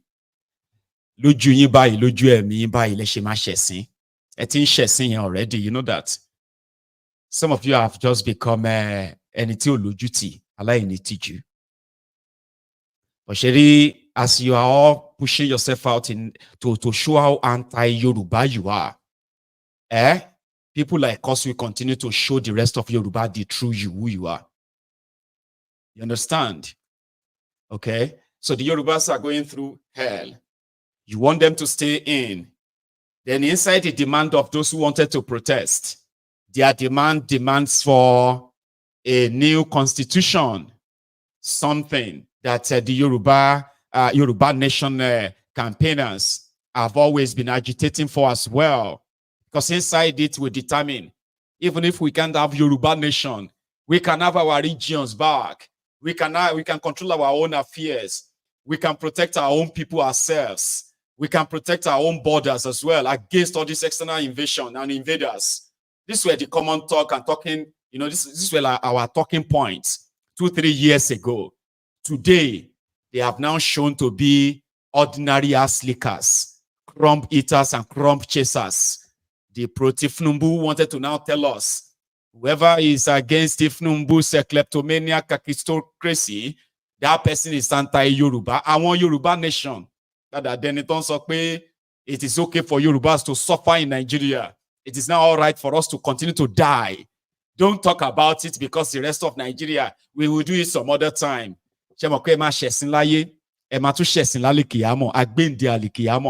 Lola kun fire kun. Lola ino ateno kalika osara. Asale ami. Ema shofu. Tiran. Aye le ti ma shesin o. Thiefnubu that is exposing all of your hypocrisy. It won't be here forever. Okay? And then we will come for you too. So yes, they are doing everything as much as possible. Okay? So this is a demand that should interest you. They are demanding that the injustice against Nnamdi Kanu should be discontinued. There are people that they have locked up in their prisons and what have you in Nigeria without trial since 2020. Okay? They continue to bamboozle you with NSAS this, NSAS that. Yesterday, I was able to rejig our memory to show to you those who destroyed Lagos. Who destroyed Lagos? Thiefnubu destroyed Lagos. Sanwo-Iku destroyed Lagos. APC, Egbekegbe destroyed Lagos when they began to mobilize their local terrorist agberos to attack peaceful protesters. Then their soldiers as well as their policemen to finish the job where over 400 people were killed. These murderers, they are on the verge, like they are on the move again. They are on the move of that incitement, on the move of that anarchy, on the move of that violence. And they are pointing the fingers directly at those who have no power or capacity to carry out any violence against the states. So yes, if you are a Yoruba and you think Yoruba should be destroyed by Thiefnubu. Our culture should be destroyed. Our morals should be destroyed. You know, I mean, come on. It won't be here forever. Do you get that now? And we are going to remind all of you. Yes, we are going to remind all of you. So going forward, ladies and gentlemen, those who don't speak for you, if you are a student, I don't think you are waiting for Nance to tell you to stand up or not, Abi. Some of you are looking forward to dropping out of school as we speak. The moment they remove the subsidy on education. Even if you are chasing clout on social media and you are a student in Nigeria, oh, the faronu eda. Ìgbà kan máa dé àsìkò kọ́ṣì ń bọ̀ wá ìgbà kan máa dé àsìkò kọ́ṣì ń bọ̀ wá tólórò máa sáré ọlọ́pàá máa sáré ayé máa sáré ẹyẹ tí ò dúró rere máa sáré àlórà máa sáré hs tí kò mọ kankan máa sáré everybody máa sáré gbogbo wa pátá máa sáré ìgbà yẹn ti dé àsìkò yẹn náà làwà. Ìgbà yẹn ti dé àsìkò yẹn náà làwà everybody máa sáré ọlọ́pàá máa sáré àwọn tó ń ṣòro gan máa sáré olúmọlẹ̀ máa sáré àpènà máa sáré olúwo ìlú gan máa sáré everybody pátápátá máa sáré gbogbo wa máa sáré àwọn ọmọ fantasy base máa sáré àwọn ọmọ tomorrow base máa sáré akíndóyin base máa sáré ayépéjọsọ base máa sáré everybody pátá máa sáré. Everybody, even Maiyegun goma sari, Iwo goma sari. Now all of us go run. Run to where? Where? You don't worry now. We'll find out when we begin the running. You can't hold people down for too long. There's no magic in the world that makes that happen. It's not going to happen. No. So you can pay people, you can send out this your fear mongering, you can threaten and the rest of that. Listen, if they give you money, collect their money. You will need it. I promise you, you need it. Tell them you are not protesting. That's the fun of it, right? If they come and say, take money, don't go and protest. Take this money and buy food. Take the money, buy food, shop, go out there and demand that all this, your demand must be met. They locked an innocent man up. They use their propaganda to make you crucify him. They kidnapped him from Kenya. They drugged him and brought him to Nigeria. They took him to their courts. He defeated them in their courts. Then they started playing their usual corrupt judiciary because they can't take it. And then they are going back and forth. That is injustice. Listen, you don't have to like Nnamdi Kanu. People have said worse things. People have done worse things. And yet, in Nigeria, there are still those who are making, who are actually saying things and contributing to what they call their betterment of Nigeria. But Nnamdi Kanu is an Igbo man. Lock him up. He's IPOB and this and that. So when they demand that every unjustly imprisoned people should be let go, why do you have a problem with that? What is your problem? What is wrong with? Why would anybody have a problem with that? Nnamdi Kanu should be locked up. When the Hopeless Uzodimgba and his gang are committing genocide in eastern part of Nigeria, the evidence is there. All of these things are in the open, but the unjust system continue to ignore that. You haven't suffered injustice. You probably will never have a clue what it is like. You accuse me of something. The next time I'm going to go to court. Yeah, I will go to court. And then if the court says, indeed, I did that, then I get punished, right? Then when the court says I didn't, and then the powers that be says, no, he did it. Find him guilty. We need to find him guilty. And you are watching all of that all these years. And then some said, no, this is not normal. It can be. Then you have a problem with that. Why are they demanding for Nnamdi Kanu to be released? If this is not IPOB thing, like, are you mad? Should you wear it? Do they know at home that you are a mad person? So you are being selective what you going to call justice and injustice, Abi? See, justice and law is, I mean, what do you call it's not discriminatory. You don't have to like it. Yeah? It is the law where the accused and the accuser, or everybody has the fair hearing, right? Then if the court make a pronouncement and say, let him go, pay him $1 billion damages. And then you went to the Supreme Court to say, no, we want to hold him. We want to hold him. And the Supreme Court says, revoking his bail was wrong. Kidnapping him from Kenya was wrong.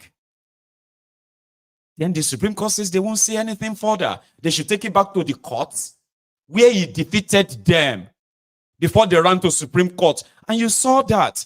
That is injustice. There's no small injustice. There's no bigger injustice. Injustice anywhere is a threat to justice everywhere. You don't have to be a victim before you understand what an injustice means.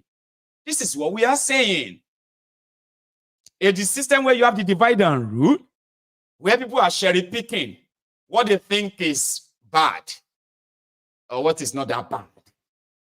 You can't cherry pick justice. The problem of Nigeria is that you have selective justice, crooked justice system. You don't get justice from an unjust society. No way. So that's why if you have to see those who have been unjust, not giving you electricity, not providing you basic amenities, not allowing your children to have access to better quality education. These are injustices against you. These are the Olori Brukus that will come to you and say, why you they born? When you know, say you know if you take care of them. This is the narrative in Nigeria. But guess what? These Olori Brukus have many wives, many children, many husbands. They live off you. Their children go to school off your money. They live all their lives off your money. Then they turn around and say, you want government to come and do everything for you. Ogbeni, government money, people's money is doing everything for you. So what makes you qualify and not me? What makes you qualify for a foreign medical treatment and I don't qualify? What makes your children qualify for international education? And I'm not qualified. Why? And you're still going to use my money. Or the money you will borrow in my name. When your policies are aligned with all these loans and borrowing, I will suffer. My children won't go to school. I won't be able to pay my bills. Simply because your policy have to make me suffer, squeeze me. It is called inflation. What do you think that means? You work so hard. You get paid 100 naira. But that 100 naira they gave to you, right? Before they even gave you that money, you've lost 40% of its value. It simply means that your 100 naira can only buy you something worth of 60 naira. That's cheating. You didn't do anything. You didn't do anything. But they are telling you that you are not deserving. These guys have 10, 20, 30 children. One person. And they are all living off you. Yeah, their children are living off you. In case if you don't know.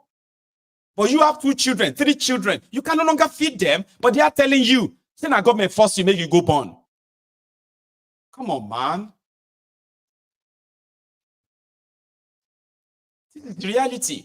So if they ask you, don't do this, don't do that, it's you are going to make them uncomfortable. What? Who gives a damn? Who gives a damn? So it's completely yours. Whether they are going to feel what you are feeling, or you are going to listen to those they paid to tell you not to, it's all up to you. Completely up to you, right? Here is where the weakest response to Showore ahead. Listen. You know, there are politicians, they want to be in power at all costs. Who are these people who want to do protests? I'm just reading on social media. They have applied to me to grant the Ego Square.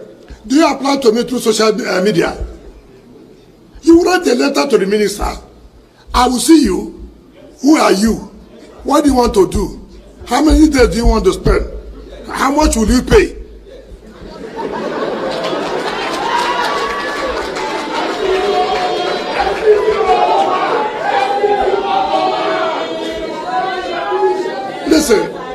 Listen. It is not, you see, when people want to do propaganda in everything, I've watched them on channel news telling the IG I've applied. You don't apply to me through channels. You must apply properly. You must pay what they call security cost. So that if there's any damage with the facilities, we take that security cost and repair. You know, you don't just because you want to play to the gallery. We don't just give people just because you have applied. You fulfill the conditions. There are people who have failed the election. The only way they think they can be relevant is to overthrow the government in whichever ways. I thank the youth that this place is the center of unity. This place we cannot afford to allow the capital city, where the international community is, to be where people will want to practice how to be violent. We will not allow that. Will we allow violence here? No. Certainly not. I've seen all kinds of threats. Somebody say, oh, you will die tomorrow, your children will die. I know I will die one day. So you don't need to tell me I will die. I know I will die. If it is tomorrow I die, it's not you that killed me. That's my time. So don't threaten me that I will die tomorrow. I will die the day God said I will die.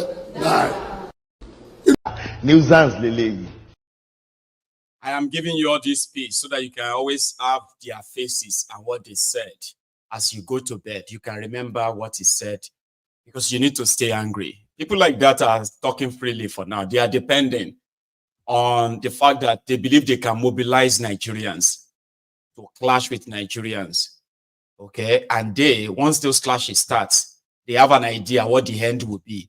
The people they mobilize, they will crush all the protesters. And if those ones cannot crush you, the military will come and finish the job. So this is the perfect plan. Okay, and they have people around that are massaging their ego. They talk like that. Ego Square is a public property. Just open the gate for them. If there's any damages there, you take the government money and fix it. Because that's what you do. Where you have all of your own things you are organizing there to make yourself feel important. Government of Thiefnubu, Ego Square, Abuja, and all of that stuff. We know you won't give them. But when the old thing, when you push them, with the way you are undermining them and talking to them in a condescending manner this way, right? Because you are so confident that they are too poor, they are hungry to even last in any protest against you. So those things you are banking on, the moment all of them fails and you have no other options anymore, okay? So we'll see how many of you can actually stand against what you have created, the monster you have created. You've created a monster. Now that you want to fully burn Nigeria down yourselves, APC, Egbekegbe, the best idea, brethren, all of you wait on the campaign for the past 3 years. Break it up to save lives. All this talk. We don't get another country. We don't want to burn Nigeria down. You are only talking to yourself. There are those who want to burn Nigeria down and blame you. So they want you to not even challenge them. If you continue to challenge them, if you go ahead and challenge them, they will burn Nigeria down and blame you. This is their master plan. Yeah, we'll blame you. We are going to cause problem and we're going to blame you. They're making themselves feel good. They won't be there to blame anyone. By the time the whole smoke settles, They have been stealing the money for themselves, Abi. So if they bring all their thugs, pay them to wreak havoc, to loot shops, to attack protesters, right?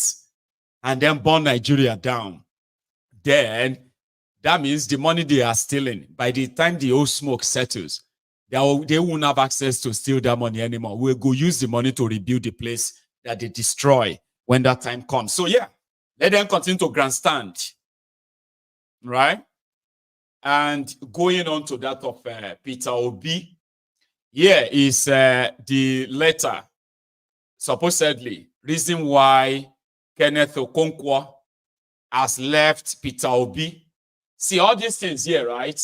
I'm not going to read everything to you, okay? It's not important. But I can give you the summary, right? According to him, he said, Peter Obi does not have the kind of charisma that is needed to face APC. Here you get gun for gun, man for man, money for money. And he said, Labour Party, he said after the last charade, he said he approached Obi, that maybe Obi can use the momentum of obedience and build Labour Party. Fix his own, everybody that believes in Obi, fix them in Labour Party. Okay? And begin to prepare for the next election. But rather than that, Obi is like soft. Always talking about this peace, that peace. No, there's no fighting spirit in him to show that he has what it takes to challenge APC and PDP in Nigeria. So it's a pure waste of time. It's just pure waste of, it's misleading. Obi cannot put together thugs. Obi cannot mobilize funds to bribe INEC, to bribe police, to bribe all of these guys. So he does not have, it is not showing, according to Kenneth, Obi is not showing that, yes, people talk about, what do you call it, the structure. We are no structure, no structure, no structure. But that was then. That this is not about just Obi, it's about others too. And to make all of you realize your dreams, Obi need to actually act like APC and PDP. Bribe those you need to bribe, okay? Put all your trusted people in places. Here you get. And be brutal. Get to know the judges. Speak out in a way that, APC and PDP, they're going to say it is no longer business as usual. Here you get now. He said Obi is not showing that. He said Obi said, what's that guy's name? Abure, the Labour Party chairman, to go and conduct a free and fair party congress to elect their leaders. That Obi never followed it up. He shall do all the complaints there, Sha. So in a nutshell, he concluded that Obi does not have what it takes to fight and become a president in this type of Nigeria. He is right. But what is he trying to now say? That this Obi cannot do that. And he needs to move on with his life and politics. So he's going to go back to APC. I've been at PDP. Kenneth Okonkwo. Anyway, so the obedient have been wishing him whatever he wished himself. What they said was that it can't be worse than Buala bin Abulala. Okay? So today, those who are telling you to calm down, see what they look like, and those who are borrowing their money. Look at these soldiers. They are actually like 7 of them, but this is like 5 pictures of them, okay? These soldiers have been dismissed from the Nigeria army. Initially, they were locked up. They were tried, and now they have been dismissed. Ladies and gentlemen, do you know their offense? Do you know their offense? They ran away from the Boko Haram because they didn't have enough ammunition to confront the Boko Haram, so they ran away. So when they found them, Nigerian army arrested them, locked them up for over a year, And then yesterday, they dismissed them. Even on social media, people were saying, go and do Thanksgiving, we thank God for your life, we thank God for your life, They didn't provide ammunition for these people. They are not providing, they are not paying them well. A soldier in Nigeria get paid 1,000 naira a day. Do you know how much is 1,000 naira a day? 40 pence. Yeah, 40 pence. It's not even up to 50 pence in the UK. Talk less of it being up to £1. It's also not, it's probably about 50 cents. That is in American money. 50 cents. That's how much they pay Nigerian soldier every day for feeding. His salary income, maybe 67 or 70,000 before the minimum wage. Now, an average soldier will be paid 110,000 or something. Now, if you convert that, do you know how much that is? It is 110K. So it is put at about $70. That's how much they pay an average soldier in Nigeria a month to go and fight terrorists. So, Baba, if you feel run, to bale sare jubonlo. They say nobody feel run past bullets. But when Boko Haram bullets are flying, and you have none to sort of a fight back, and you still succeeded in outrunning the bullets, say she ordinary dismissal, luma problem. You go church, go do Thanksgiving. Because according to this guy, the Minister of Finance, the Minister of Defense in Nigeria, Patawale Bello, the former Zamfara governor, for the second time in 4 days, Bello Turuji, the leader of the Fulani terrorists in northern Nigeria, Bello Turuji, the young man or the terrorist that Nigerian army have announced about 4 times to have been killed by the Nigerian army or by the Nigerian Air Force who bombed Bello Turuji and others. These guys, they've announced the death of this guy 4 times. Or, recently he said, listen, guys, stop disturbing yourself.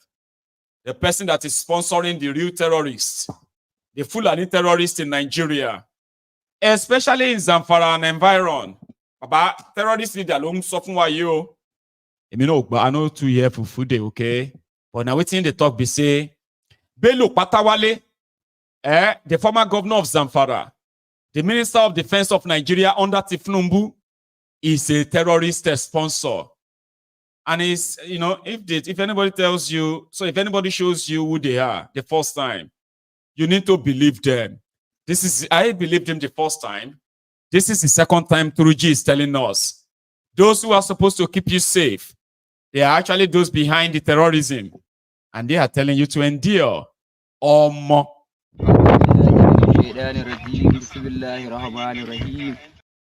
will be Turuji she fresh.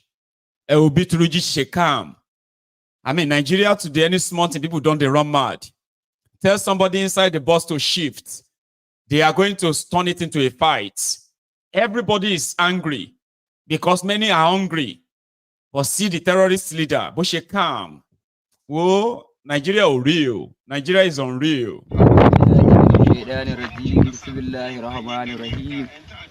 Sunana Muhammadu Bello Turji a arewa maso yammacin Najeriya. Na joni da ake ce ma Mustapha Sarkin Kaya na fito na yi magana bidiyo na ce gwamnatin Zamfara da ta gabata ya ce mina ne gata tsohon gwamna sheri ne aka yi me to me ta baba ana mai sheri ko me ta baba gaskiya abu in ka je ka bincika in ma baka san ma'ana abun ba. Abunda muka ce dan mai gari kanan bashari ne uwa ɗaya uba ɗaya kuma mun ce dan ta'adda ne kuma yana rike da bindigogi kuma yana zanne dajin maradun. To kai in baka da masaniya duk yan Najeriya sun sani duk duniya ta sani an taɓa wani abu kaya wanda daure ma duk duniya kai. Duk mai hankali ya san an yi shi kuma ya san ya faru.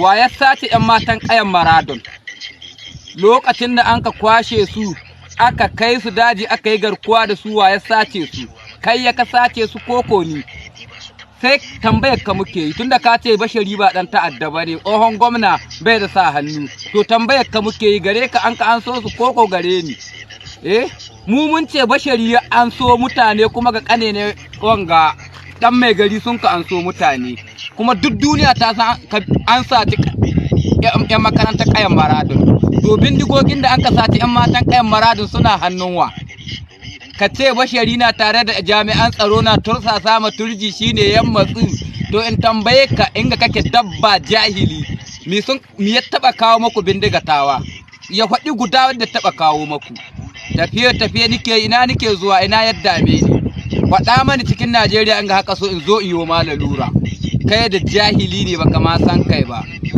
ka fahimta ko mu abunda mun ka ce bashari yana da daba daji kuma tana kai ma Zamfara da Kaduna da Sokoto hari kuma ba ka da dama ƙaryata wannan maganar tunda in kana da dama bindigogin bashari da aka dan mai gari ka anshe su ka kai ma bashari ka anshe su ka ba gwamnati kuma mun ce gwamnan Zamfara tunda ya ce ya yi sulhu da bashari ma ne hito mu yan jarida da kowa inga Kabiru ya ba da makaman shi ayi magana don ba ka so a faɗi gaskiya mun ce Kabiru dan ta'adda ne mu na fatattake shi amma gwamnati ta je ta bashi matsugumi kuma shine muke mu ba zargi bane muke dimon gare mu kai ka zargi sunana haza salamu na gode Muhammadu Bello Turji duk wani mai tababa ya je ya bincika kuma akwai wani bature da aka sata a yankin Mafara wa ya sace shi zan kawo maka hotunan dan mai gari kanin bashari uwa ɗaya uba ɗaya tare da shi ya akai tunda dan mai gari na daji ya akai ya haɗu da wannan baturen zan kawo inga an ka kawo yake tare da kuɗin garkuwa da wannan baturen miliyan 60 zan kawo inga ya garkuwa da shi tunda kai kana kare bashari ko kana kare matawalli ba kama da wayo ba kama iya kare mutane ba ka ce abin da ake a yi bincike ba wai ka ce a kare wani baturki na zargi wani ba wani wanda nake zargi abin da gai gaskiya ne in ma ba kaso a kwaɗi to an kwaɗi in ma ba kajin daɗi a kwaɗi kuma an ƙara kwaɗi na gode jama'ar duniya kusan matsalar da muke ciki ni ba wani wanda ya dame ni in kuma akwai wani wanda yadda ga kamar na damu to ya basu su ci gaba da kashe mutane haza salamu na gode Muhammadu Bello.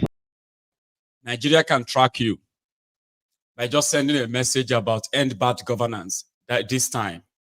But you see that guy? His name is Bello Turuji. He can't be more than 26 or 25. He's a young boy, like a young man, but God knows how many people he's killed. He himself and his group is a very strong, he has this strong army of terrorists that at one time, like in the past, Bello Matawale or Patawale, your Minister of Defense for States, invited this guy into the government house in Zamfara to negotiate a peace deal. And they did negotiate the peace deal temporarily. That guy, that young guy you saw on your screen there, collected 950 million naira out of Zamfara State Government House. Ridiculous, Abi. Patawale decided to put together what he called the amnesty program for him. Okay. Meanwhile, it was it was a cover. Immediately after he did the amnesty, insecurity in Zamfara escalated because they were looking for gold. They bought them cars. I'm talking about, all these 4x4 SUV cars, 4x4 trucks, off-road trucks. Patawale bought them all these trucks. They were driving them all over Zamfara. At least for those of you who are in Zamfara, between 2015 to between 2019 to 2023. You know what I'm talking about. In Zamfara, there's something just happened. I don't know. Maybe he just cut Turuji off. Meanwhile, Turuji alone controls Fulani terrorists, kidnappers, arsonists, and then organ harvesters in Sokoto, in Kaduna, in Zamfara, and Niger. He has sizable control around that area.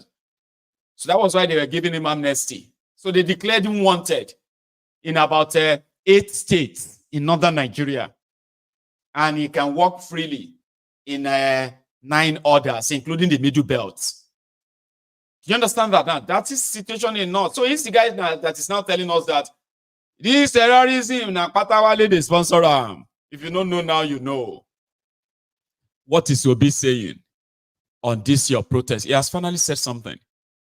And as usual, like Okonkwo described, Obi doesn't want any protest that is, you know what I mean? Alex Sotti was asking people to go and seek police permission. So the two of them, they were in Abia, Umahia. I don't know. There today, Obi and Oti. Dear brother, and you consider me as a member of this house because our governor is covering all of us. So it's just a visit for us to discuss a number of issues bordering on from our party to governance in general, and they continue to encourage him from the good work he's doing, which is exemplary and it has to be appreciated by all. On issue of protest, within the Nigerian constitution, protest is allowed. All I plead for those who are protesting is to do so within the law and in a civil manner that allows us of the nation to show that we live within the law. You know, everybody knows the things that are difficult. I always say when they talk about sponsors of the protest, I say the sponsors are very simple. It's hunger, it's hopelessness among the youths. So we all have to listen to what Nigerians are going through. And I thank our governor for doing so. It is critical and important. Well, what I said to security agencies is that we will then ensure that they manage the situation again within the law. You know, we should not try to be overbearing. It should be something that we do within the law.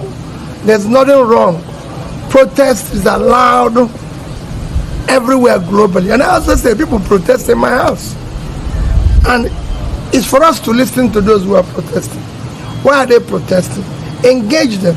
That's what governance is all about. You talk with them. There's nothing wrong in that. I was governor for years and people protested. And we kept dialoguing and debating about it. Okay, thank you very much. Thank you. Now, on the issue of protest, like you said, protests are allowed once they are done within the law. But that is the real challenge. Who can ensure or assure us that it will be done within the law? We have seen protests hijacked, and my fears are that this one will also be hijacked.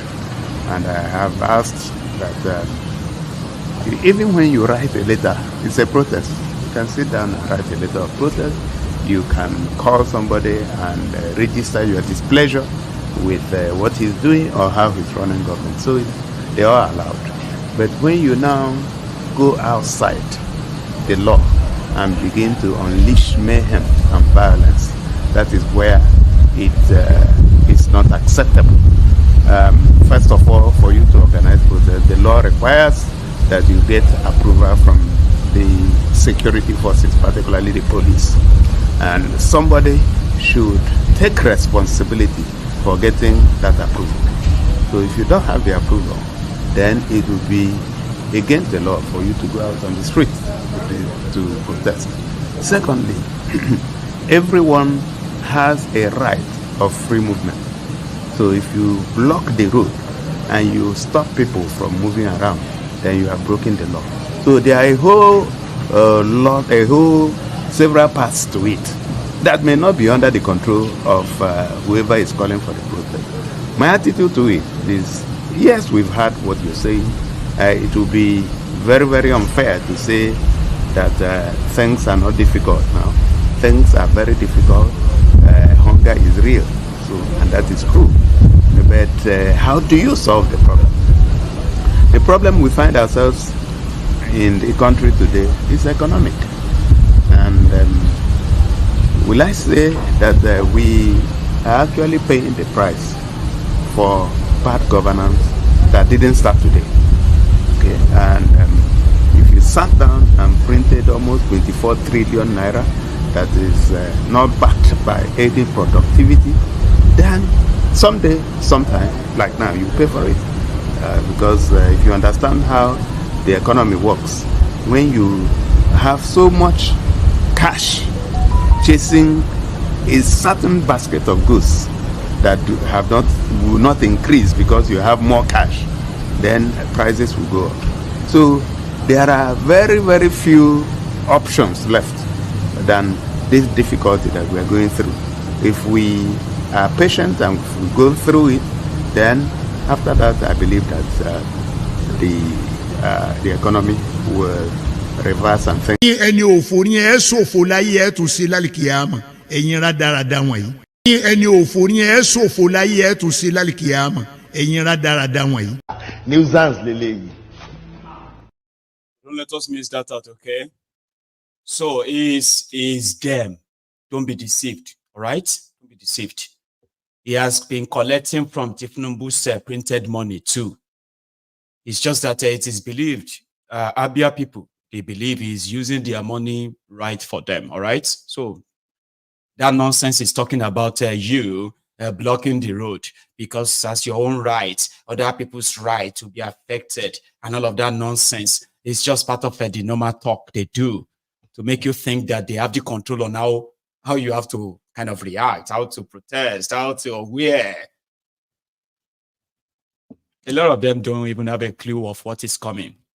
They are currently uploading the videos of Nnamdi Kanu, where he was calling out all the criminals in charge, all the criminals in Yoruba land, including your pastors, what you should do to them. I say that all the time too, don't I? Just didn't say it directly like him. There's nothing Nnamdi Kanu said that is not not said by any other person. I have called that we'll go after these rogues. Maybe I haven't been so direct like him. Now they have uploaded them. They are sharing them on WhatsApp. You see all this desperation. If you not like, you can even go look for any cloned Nnamdi Kanu.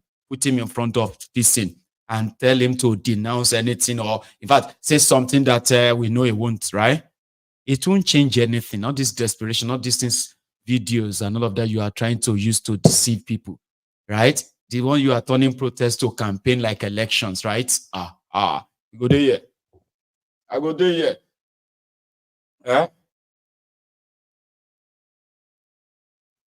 Oh, thank you. There's more, right? But our time is pretty much like up now, okay? So thank you, everyone. I would have shared more with you, but Abba, we've been here for like how many hours now? It's like almost 3 straight hours, okay? So yeah, Peter Obi just told you there that it is your right. And that's what is expected there that's what is expected of him to quote, right? Whenever you are quoting him, do it. The law allows it. People are struggling. People are suffering. Thiefnubu has borrowed 34 trillion in 1 year. By the time you get to 2 years, it could don't reach maybe 60 trillion. By the time you reach 3 years, it could don't reach like 100 or 150 trillion. By the time you add it to what you have already, 120 trillion debt. By the time Thiefnubu get to 4 years, it don't enter 200 trillion debt. Around that time, mama we borrow, now we borrow. Now go they use to push money to go buy, to go buy bread. But they ask you to wait, be patient. Don't listen to all these people, all these faceless people. They want to burn Nigeria. But these guys are burning Nigeria. They are killing you. They are killing you slowly. Some people are being killed violently. Okay? And the people behind all of that, those who told you that Bukwari was working, give him time. They are the same people telling you right now, using the same format, but in a more desperate way. They are involving the gods. They are involving the religious leaders. They're involving the youth bodies.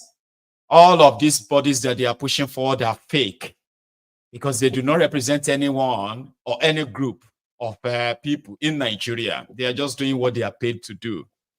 Enjoy all of the drama. Enjoy all the fear-mongering. When we get to the 1st of August, all of us go find out waiting all these things go give birth to. But remember this, the only people capable of unleashing violence, the only people capable of killing people and taking their bodies away is the government of Nigeria, their media, their police, their military.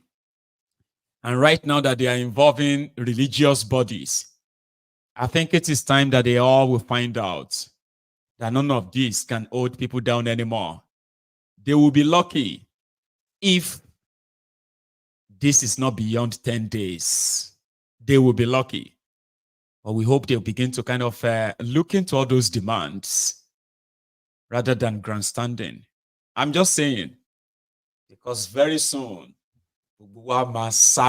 thank you so much, everyone, for this evening. And if you have been with me all night, I have a special thanks, for you. So thank you. 3 hours, that's a long time. So please, if you have to leave, make sure you like the broadcast, okay? Subscribe to my channel. Support Yoruba Union. Get your own ticket and participate in the Union Summit in Glasgow next month. We have just less than 30 days to Yoruba Union Summit in Glasgow. You can be part of a lot of things we are doing behind the scene as well. Yeah, you can. And in fact, we want you to. So thank you and good night.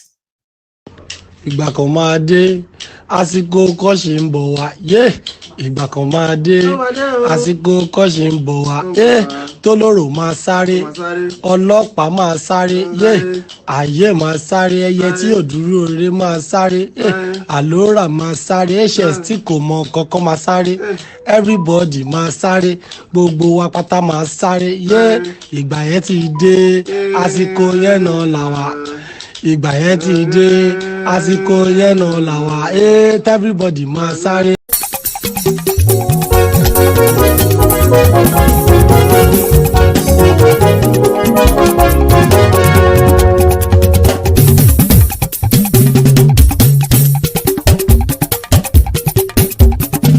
Maiyegun làwa mọ̀ làmọ̀ tó dòdòdò. Maiyegun Diary láyé bí nàmbà wá. Maiyegun làwa mọ̀ làmọ̀ tó dòdòdò. Maiyegun Diary láyé bí nàmbà wá. Maiyegun ti dé o ọ̀rẹ́ ará ìlú. Maiyegun Diary láyé bí nàmbà wá. Lórí Facebook lórí YouTube. Maiyegun Diary láyé bí nàmbà wá. Gbogbo bó ṣe ń lọ ni Maiyegun já wa sí.